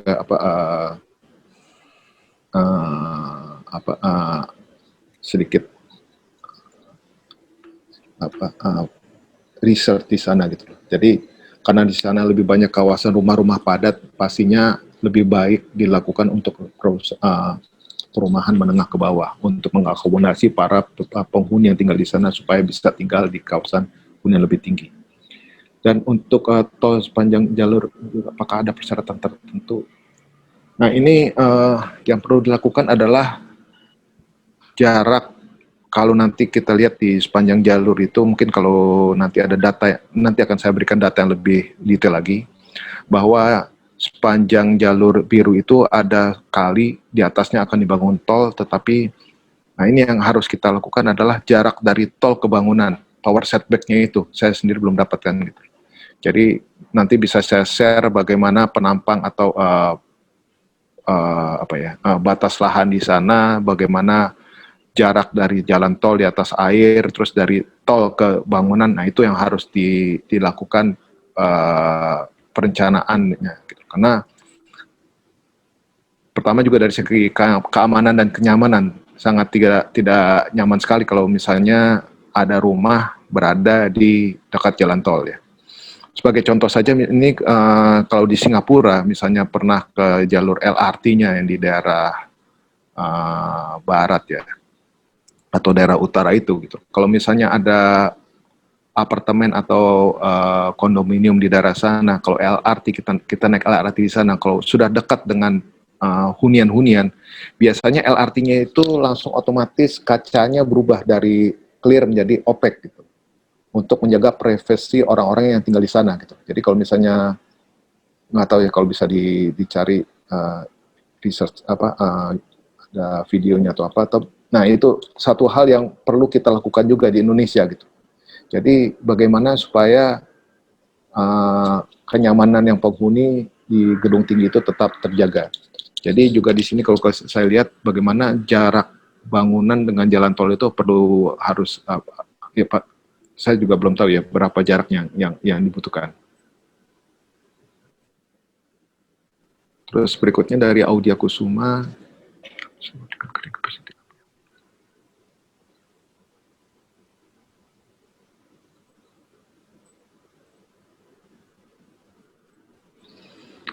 Membutuhkan carrying capacity untuk di UDGL-nya sudah kita lakukan perencanaan kawasan secara keseluruhan, berapa penghuninya nantinya juga untuk kapasitas untuk kendaraannya sudah dilakukan oleh PSUD juga di rencana 2020.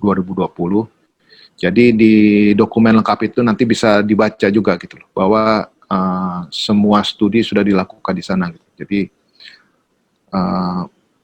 saya juga sudah kontak juga Bu Wiranti juga pagi ini supaya bisa di-share juga dokumennya itu. Gitu. Jadi mungkin kalau nanti dari dokumen itu ada yang perlu ditanyakan kembali, silakan tanyakan kembali ke saya, karena di situ sudah lengkap untuk segala perhitungannya itu semuanya.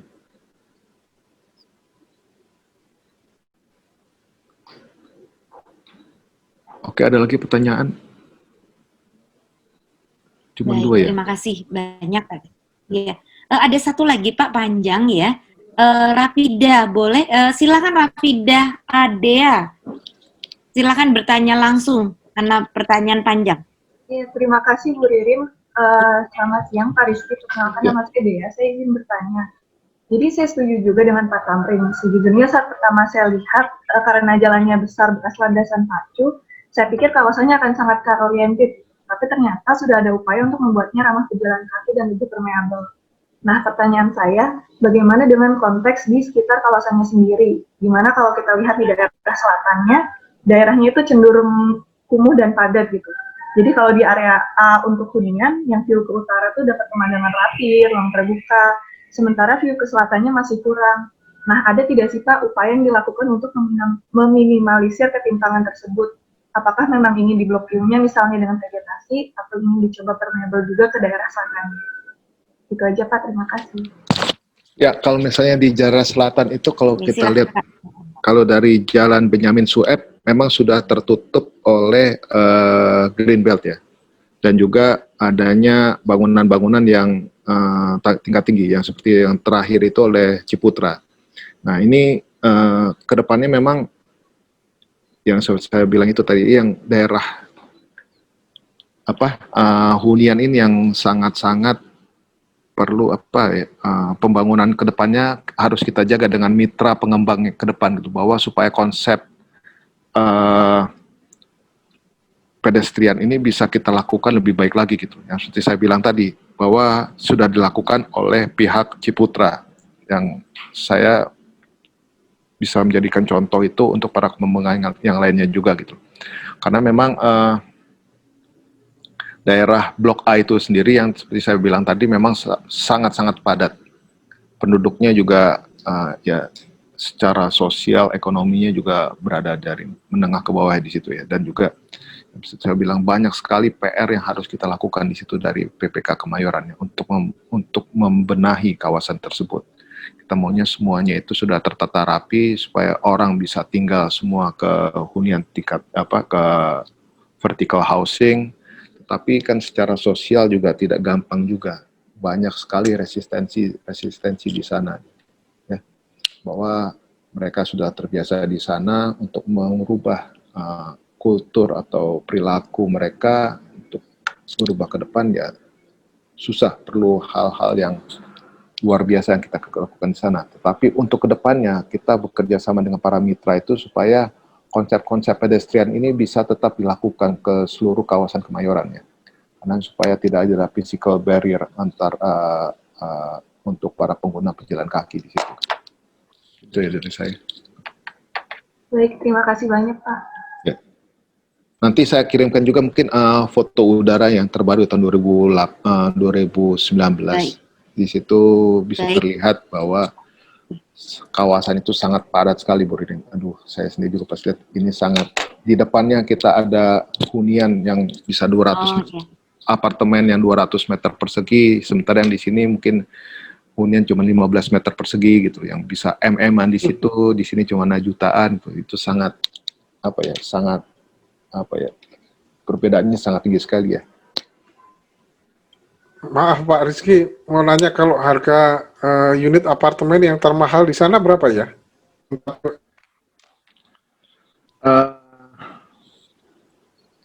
Ada sekitar 4-5 M ada Pak di situ. Mungkin yang sekitar harga jualnya di atas 29-30 juta per meter persegi ada Pak.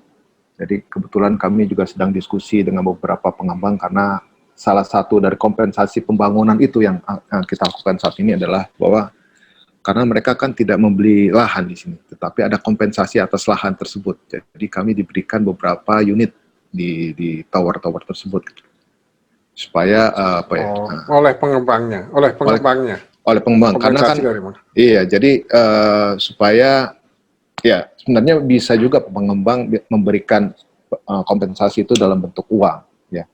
Jadi tetapi kami sebagai pengelola mengharapkan bahwa kita lebih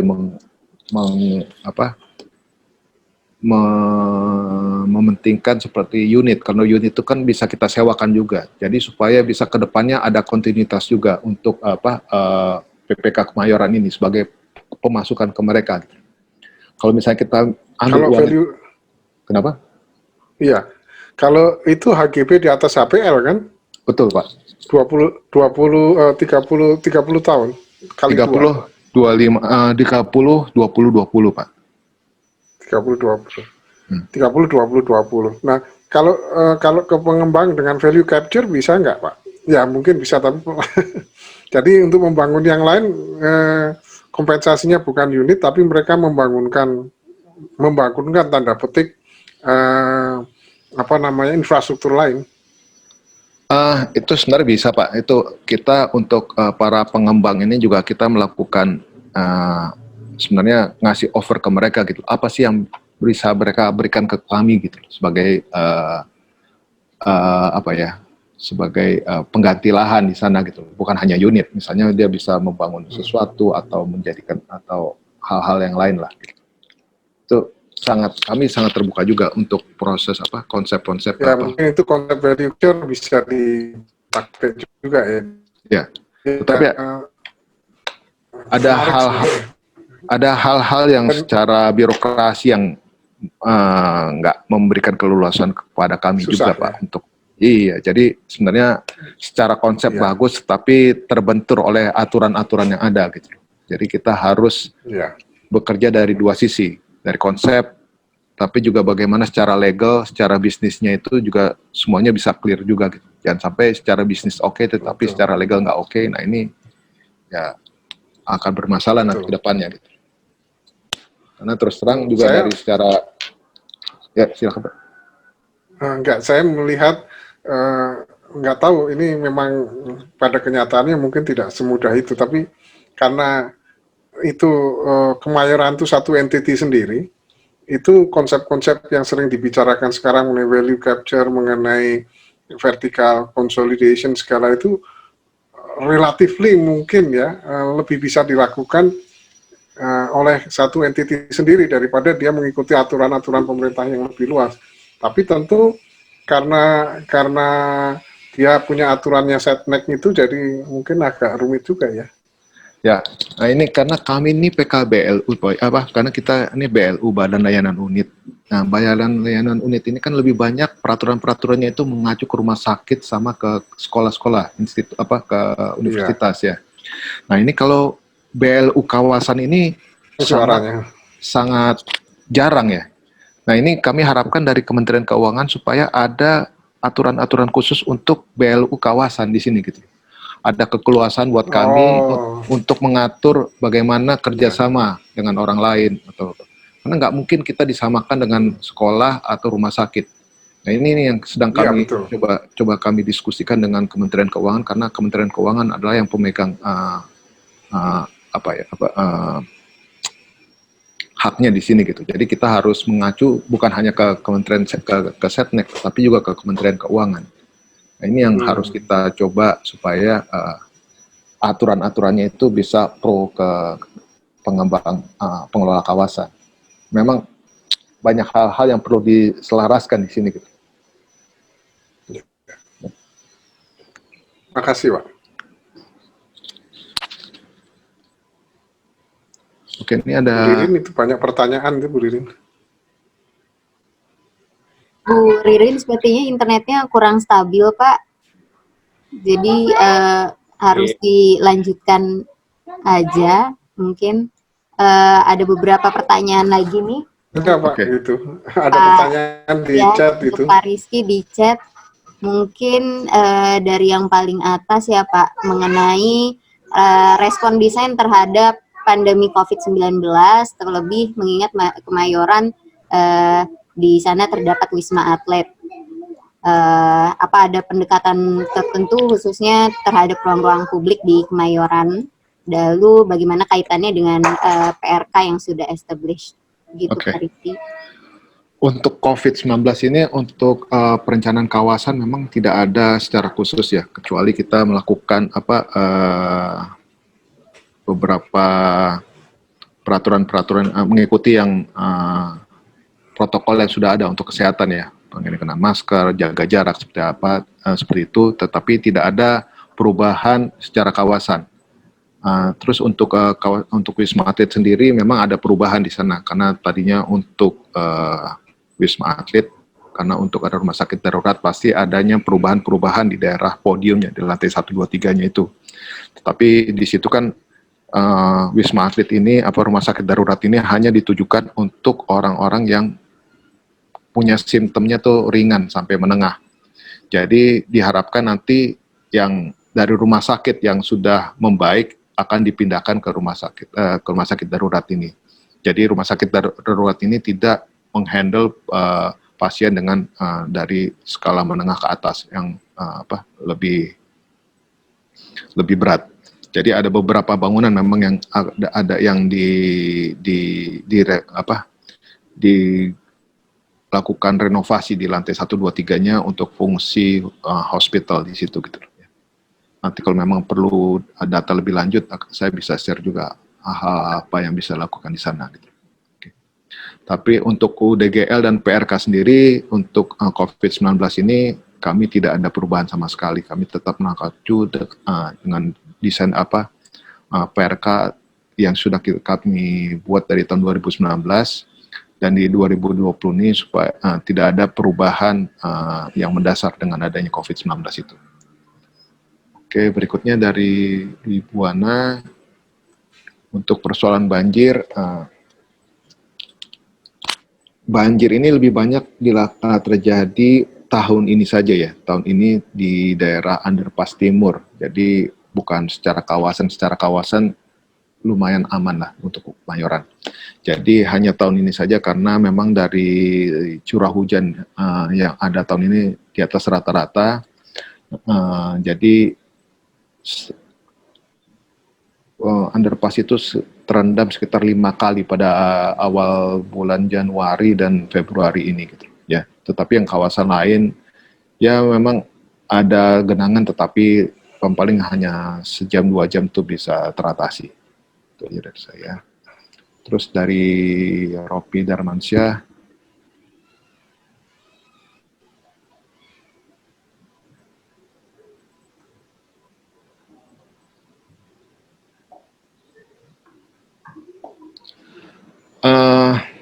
untuk rancangan kota terhadap basement 2 lantai sudah tidak relevan lagi. Maksud saya UDGL 2020 itu masih relevan gitu. Kalau memang untuk mau dibangun sebagai bangun dengan basement itu masih bisa dilakukan. Kalau sampai 2 lantai masih bisa, karena yang Menara Jakarta yang baru ini sendiri sudah dibangun sampai 4 lantai. Tetapi bagaimana cara bukan akomodasi, bagaimana memanage air tanahnya itu yang harus dilakukan secara desain gitu.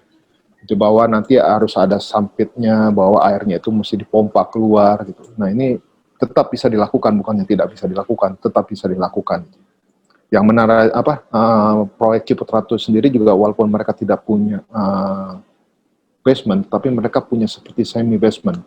Mereka sunken gardennya juga ada di situ. Jadi UDGL 2020 ini masih tetap relevan, masih bisa dilakukan, kita lakukan di sana. Gitu. Jadi tidak masalah kalau memang mau membangun basement di sana juga secara teknologi masih bisa tidak masalah. Dan juga untuk di daerah A2 ini ketinggiannya mata airnya juga mungkin tidak setinggi yang di daerah utara. Jadi masih bisa dilakukan pembangunan basement di daerah Blok A ini. Oke. Terus dari Angelin Susanto, karakter jenis tanah pada lahan Blok A, apakah rekomendasi penilaian jenis fondasi? Coba nanti saya belum ada data yang lebih lengkap di data tanah di Blok A ini, tetapi nanti coba saya carikan data dari pembangunan yang berada terakhir ini adalah pembangunan di menaranya Ciputra. Nanti akan saya kabari tentang pondasi itu. Seharusnya tidak harus sampai menjadi ada rough foundation seperti itu. Gitu. Menurut saya itu dengan pondasi seperti biasa masih cukup, karena di Wisma Atlet juga tidak dilakukan pembangunan pondasi yang spesial di sana juga. Gitu, ya. Lalu dari Maulana Reddy Firmansyah,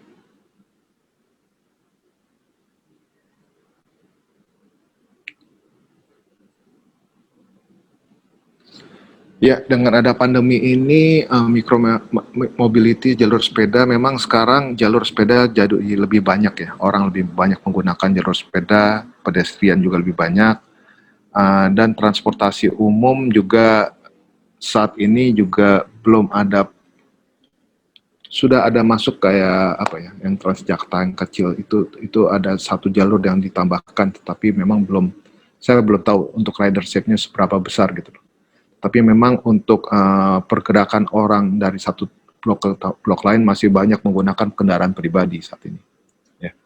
Jadi selain kendaraan pribadi, tetapi penggunaan untuk jalur pedestrian sama pesepeda itu sudah mulai dirasakan oleh para penghuni di sini, terutama untuk mereka menggunakan untuk olahraga pagi. Ya, kalau saya lihat kalau pagi itu lebih banyak digunakan untuk pejalan kaki, untuk jogging, dan juga untuk bersepeda di situ.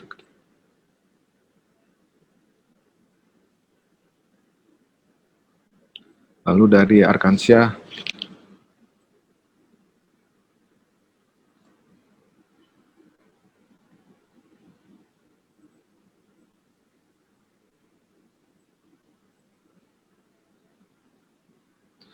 Oke, untuk TOD sebenarnya kita sudah melakukan suatu perencanaan di Blok C4 ya, bukan di Blok A. Jadi kalau di Blok C4 itu sudah ada satu lahan kosong yang kita lakukan sebagai lahan sebagai TOD di sana. Jadi konsep park and ride juga, terus supaya juga orang bisa melakukan pergantian moda transportasi di sana dari bis ke light rail, dari light rail ke bis, dan juga sebagai stopover orang kalau misalnya mau ke JE Expo atau ke hutan kota. Jadi di PRK 2020 itu sudah ada di perencanaan, kalau misalnya dilihat itu di Blok C4 yang kita gunakan sebagai kawasan untuk TOD nantinya gitu ya. Jadi bukan di Blok A, ada di Blok C4, itu yang kita coba plot untuk jalur LRT, untuk jalur TOD di situ. Oke, untuk Salim.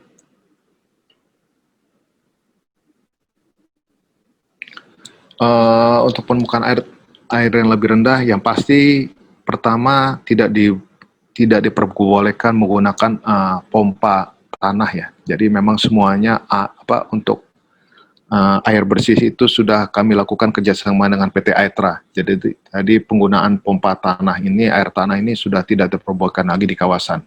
Kami sudah untuk di kawasan Blok A ini juga sudah kerjasama dengan Aetra supaya para penghuni itu sudah menggunakan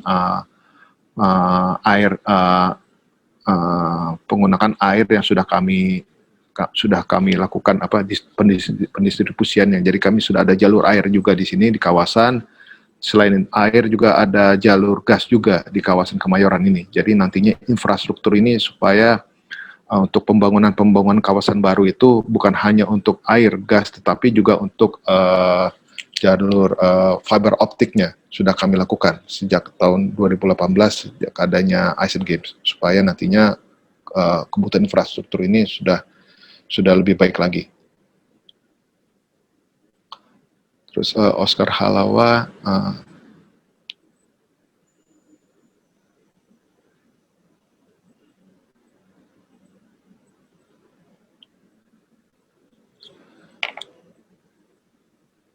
kawasan bersejarah Kemayoran, jadinya yang saat ini yang sudah dijadikan bangunan cagar budaya adalah baru ATC-nya, Air Traffic Control itu gitu. yang akan kita lakukan berikutnya adalah terminal yang lama dan juga ke relief tadi. Jadi supaya nanti relief tadi sama terminal itu tetap terjaga supaya karakter kawasan Kemayoran ini masih sebagai bandara zaman dahulu masih bisa terjaga ke depannya. Oke. Itu dari pertanyaan dari Oscar Halawa. Terus dari Tri Salim, bagaimana untuk manajemen untuk utilitas dan sampah air, sumber air berdasar dari air tanah? Oke. Untuk manajemen utilitas dan sampah, memang kami sudah ada jalur utilitas sendiri, jalur utilitas kawasan ya. Sampah, kami juga sudah ada pengolahan sampah juga kita kerjasama dengan Dinas LHDKI, kita sudah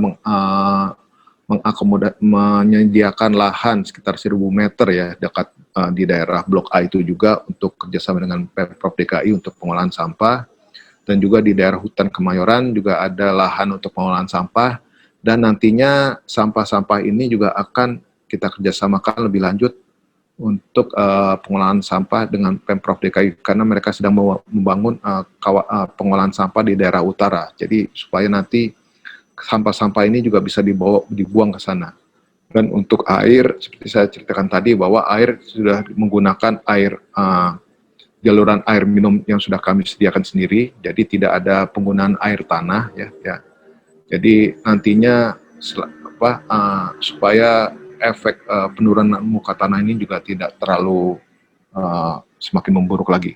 Itu aja dari saya. Terima kasih. Terima kasih banyak Pak Rizky. Bu Ririn sudah masuk lagi belum ya? Ya sudah, maaf ya nggak pakai wajah. Ini maaf internetnya parah nih di daerah saya tinggal ya. Oke, mohon maaf tadi saya sempat bilang Pak Rizky, jadi sudah banyak beberapa pertanyaan. Nah, mungkin ada lagi pertanyaan dari teman-teman gitu. Jangan sampai nanti besok baru bertanya, oh di Kemayoran ada apa ya dan sebagainya. Jadi silakan. Ada yang mau bertanya lagi?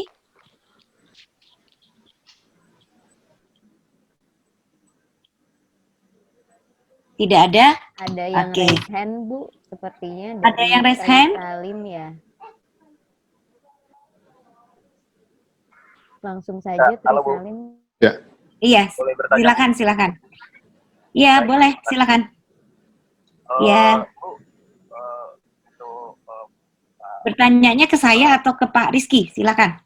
Pak Rizky, oke Pak Rizky. Ya. Pak Rizky ya, oke. Ya, ini Pak, yang saya mau tanyakan terkait dengan kebijakan ya, karena tadi kan dipaparkan permukaan tanah ini kan sudah lebih rendah daripada permukaan air. Nah, bagaimana kebijakan pemerintah dalam hal ini ya? Merespon ini, karena saya melihat dari paparan tadi jelas sekali bahwa ada perencanaan yang cukup masif juga sebenarnya. Kemudian isunya kan setiap tahun itu kan permukaan tanah Jakarta itu, apalagi daerah situ ya, rasanya terjadi penurunan. Nah, saya nggak tahu terjadi penurunan, apakah penurunan ini sudah sampai berapa senti per tahunnya, lalu kemudian kebijakan terhadap ini, karena kalau dilihat dari perencanaan tadi itu bangunannya tampaknya itu adalah bangunan-bangunan high rise semua, seperti itu Pak. Mungkin itu dulu. Ya, untuk kebijaksanaan air tanah ini penurunan air tanah ini memang yang bisa dilakukan adalah kita tidak menggunakan pemompaan air tanah secara langsung ya, jadi yang seperti saya bilang tadi.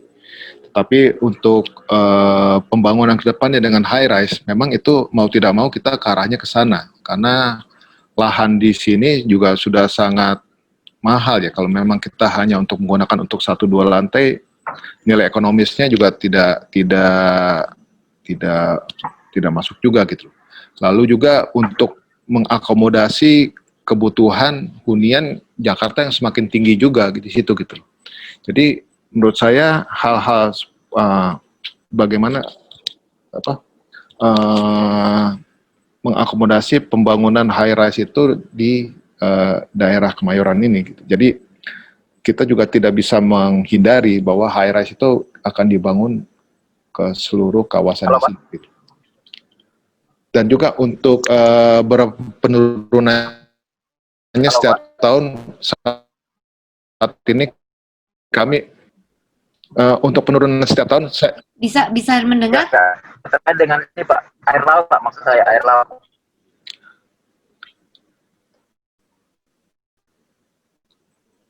intrusi air laut atau permukaan air laut ini kalau Air lautnya Pak, permukaan air laut. Tadi kan Bapak bilang permukaan air laut itu sudah lebih tinggi dari tanahnya, permukaan yang saat ini ada. ya, kalau misalnya untuk hal tersebut memang sudah kami lakukan kerjasama dengan PUPR ya untuk di daerah waduknya seperti itu gitu loh. Karena airnya itu sendiri yang pasti kita pompa ya. Kita punya 3 pompa dengan kapasitas 2.000 liter per detik, 2.000 per detik ya, 2 meter kubik per detik kali 3. Jadi kita ada 6 meter kubik per detik untuk melakukan pemompaan itu gitu, keluar ke arah sungai gitu. Memang hal ini yang sedang kami lakukan kerjasama dengan PUPR juga, bahwa PUPR itu yang melakukan adanya pintu air di daerah utara, di daerah di daerah utara dekat Ancol, karena mereka yang melakukan perencanaan air secara bukan hanya kawasan tetapi seluruh Jakarta di sini gitu. Kami juga harus bekerja sama dengan PUPR juga bekerja sama dengan kami bagaimana supaya tidak terjadi lagi kebanjiran seperti tahun ini gitu. Jadinya sudah kita lakukan kajian yang lebih jauh bahwa pemompaan air di Kemayoran ini harus diintegrasikan dengan pemompaan air-air yang dibuang ke laut di daerah utara. Gitu. Jadi nggak bisa hanya di satu tempat di sini saja, karena kalau kita buang ke Kali Sunter atau ke Danau Sunter, pasti airnya kalau pas lagi pasang, bisa jadi airnya itu malah balik lagi ke Kemayoran. Nah ini yang kita lagi integrasikan dengan perencanaan drainase kawasan se-Jakarta. Jadi bagaimana penempatan pompa-pompa dan pintu air supaya air itu bisa kita atur arah keluar masuknya gitu. Jadi kalau misalnya pas lagi tinggi di laut, lagi rendah di Kemayoran, ya kita tutup pintu airnya di situ gitu. Nah ini lebih banyak ya dilakukan oleh PUPR. Ya, jadi kami studinya lebih banyak oleh PUPR, kami menunggu hasil dari research dari mereka, dan pembangunan dilakukan oleh mereka juga, sudah dilakukan tahun ini. Itu aja, Des. Terima kasih. Nah, Rizky, maaf banyak fansnya ya, jadi ada yang bertanya lagi Pak, ada Oscar Halawa dan Jody Aditya. Gak apa-apa, Bu. Iya, silakan Pak, kalau mau dibaca dulu.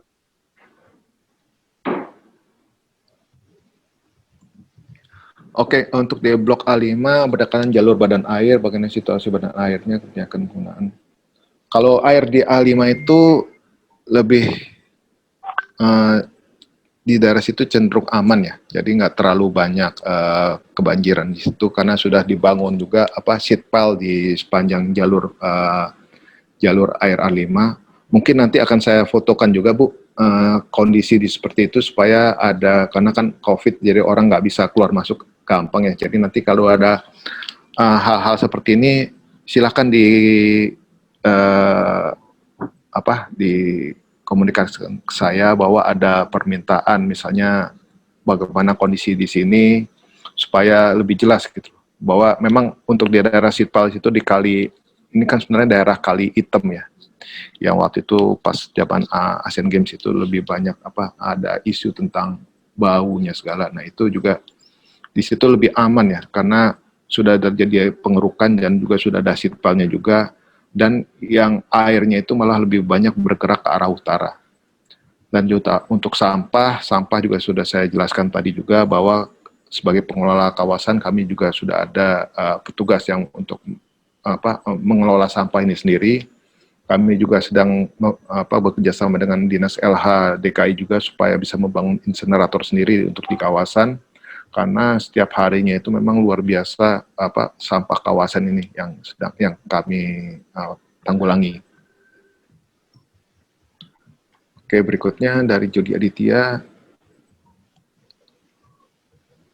Dari Jody, Pak. Ya, Ya, ini untuk Kembali lagi aspek Pak, keamanan. dari Ya, silakan. ini memang aspek keamanan ini salah satu isu yang hangat ya di Kemayoran. Karena Kemayoran ini pintu masuk keluarnya itu sangat banyak sekali gitu.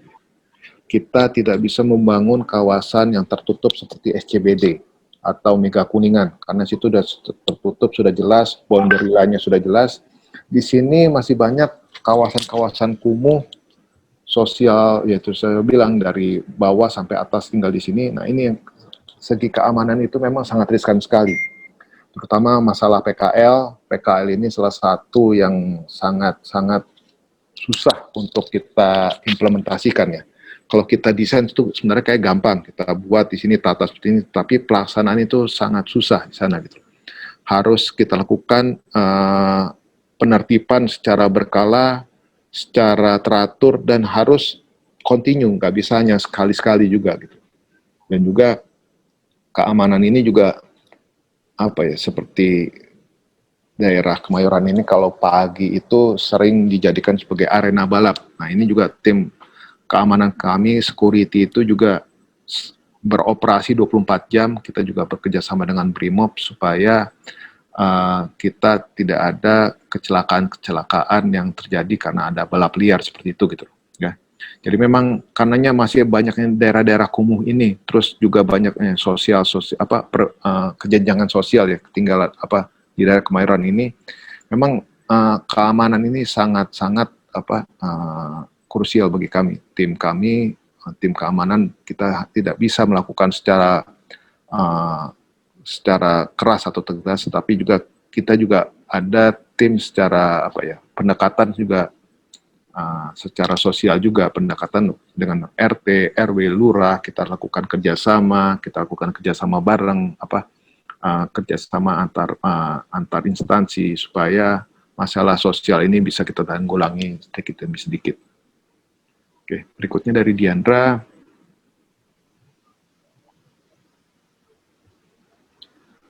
Untuk jalur kawasan A52, untuk jalurnya sudah ada ya. Jadi pedestrian tapi untuk jalur pedestrian sama pengguna sepedanya itu belum sampai sedetail itu gitu. Tetapi untuk jalur jalannya sudah ada, CAT-nya juga sudah ada juga di sana. Jadi untuk A52 itu data-datanya menurut saya untuk jalannya sudah ada. Jadi nanti bisa di overlay dengan foto udara, bisa terlihat bagaimana perbedaan antara kondisi sekarang dan perencanaan ke depannya. Oke, berikutnya dari Trisalim, soal sampah banyak per hari atau berpulang. Sampah itu sekitar ada 6 truk ya, saya kurang tahu kalau 6 truk itu seharinya yang kita buang itu kurang tahu. Saya lupa juga berapa meter kubiknya, tetapi setiap pagi tim kami pasti melakukan kita ada tim swaklola yang melakukan perapian kawasan untuk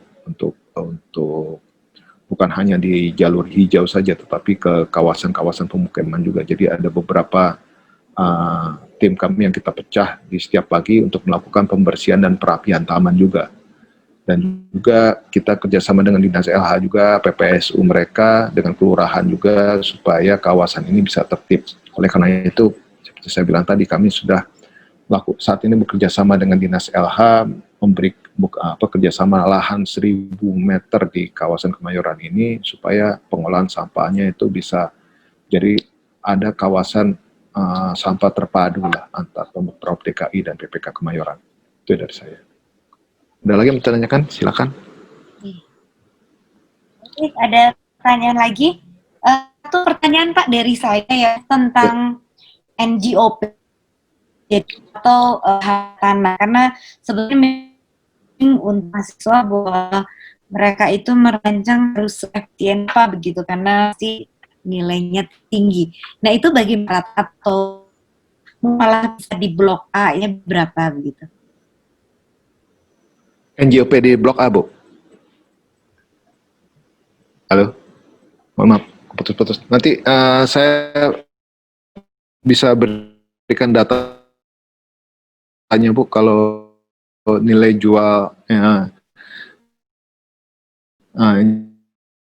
JOP. Kalau ada data-data itu mungkin bisa di email ke saya, nanti akan saya informasi itu akan saya kirimkan via email ke mungkin siapa menjadi PIC dari SAPPK ini. Silakan kontak saya, nanti saya bisa share data-data yang memang yang diperlukan oleh para mahasiswa.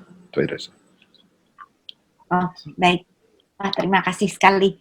Ini ada lagi pertanyaan, sudah jam 11 ya, kita sudah waktunya habis gitu. Baik, jadi demikian kita berikan aplaus untuk Pak Rizky, bisa pakai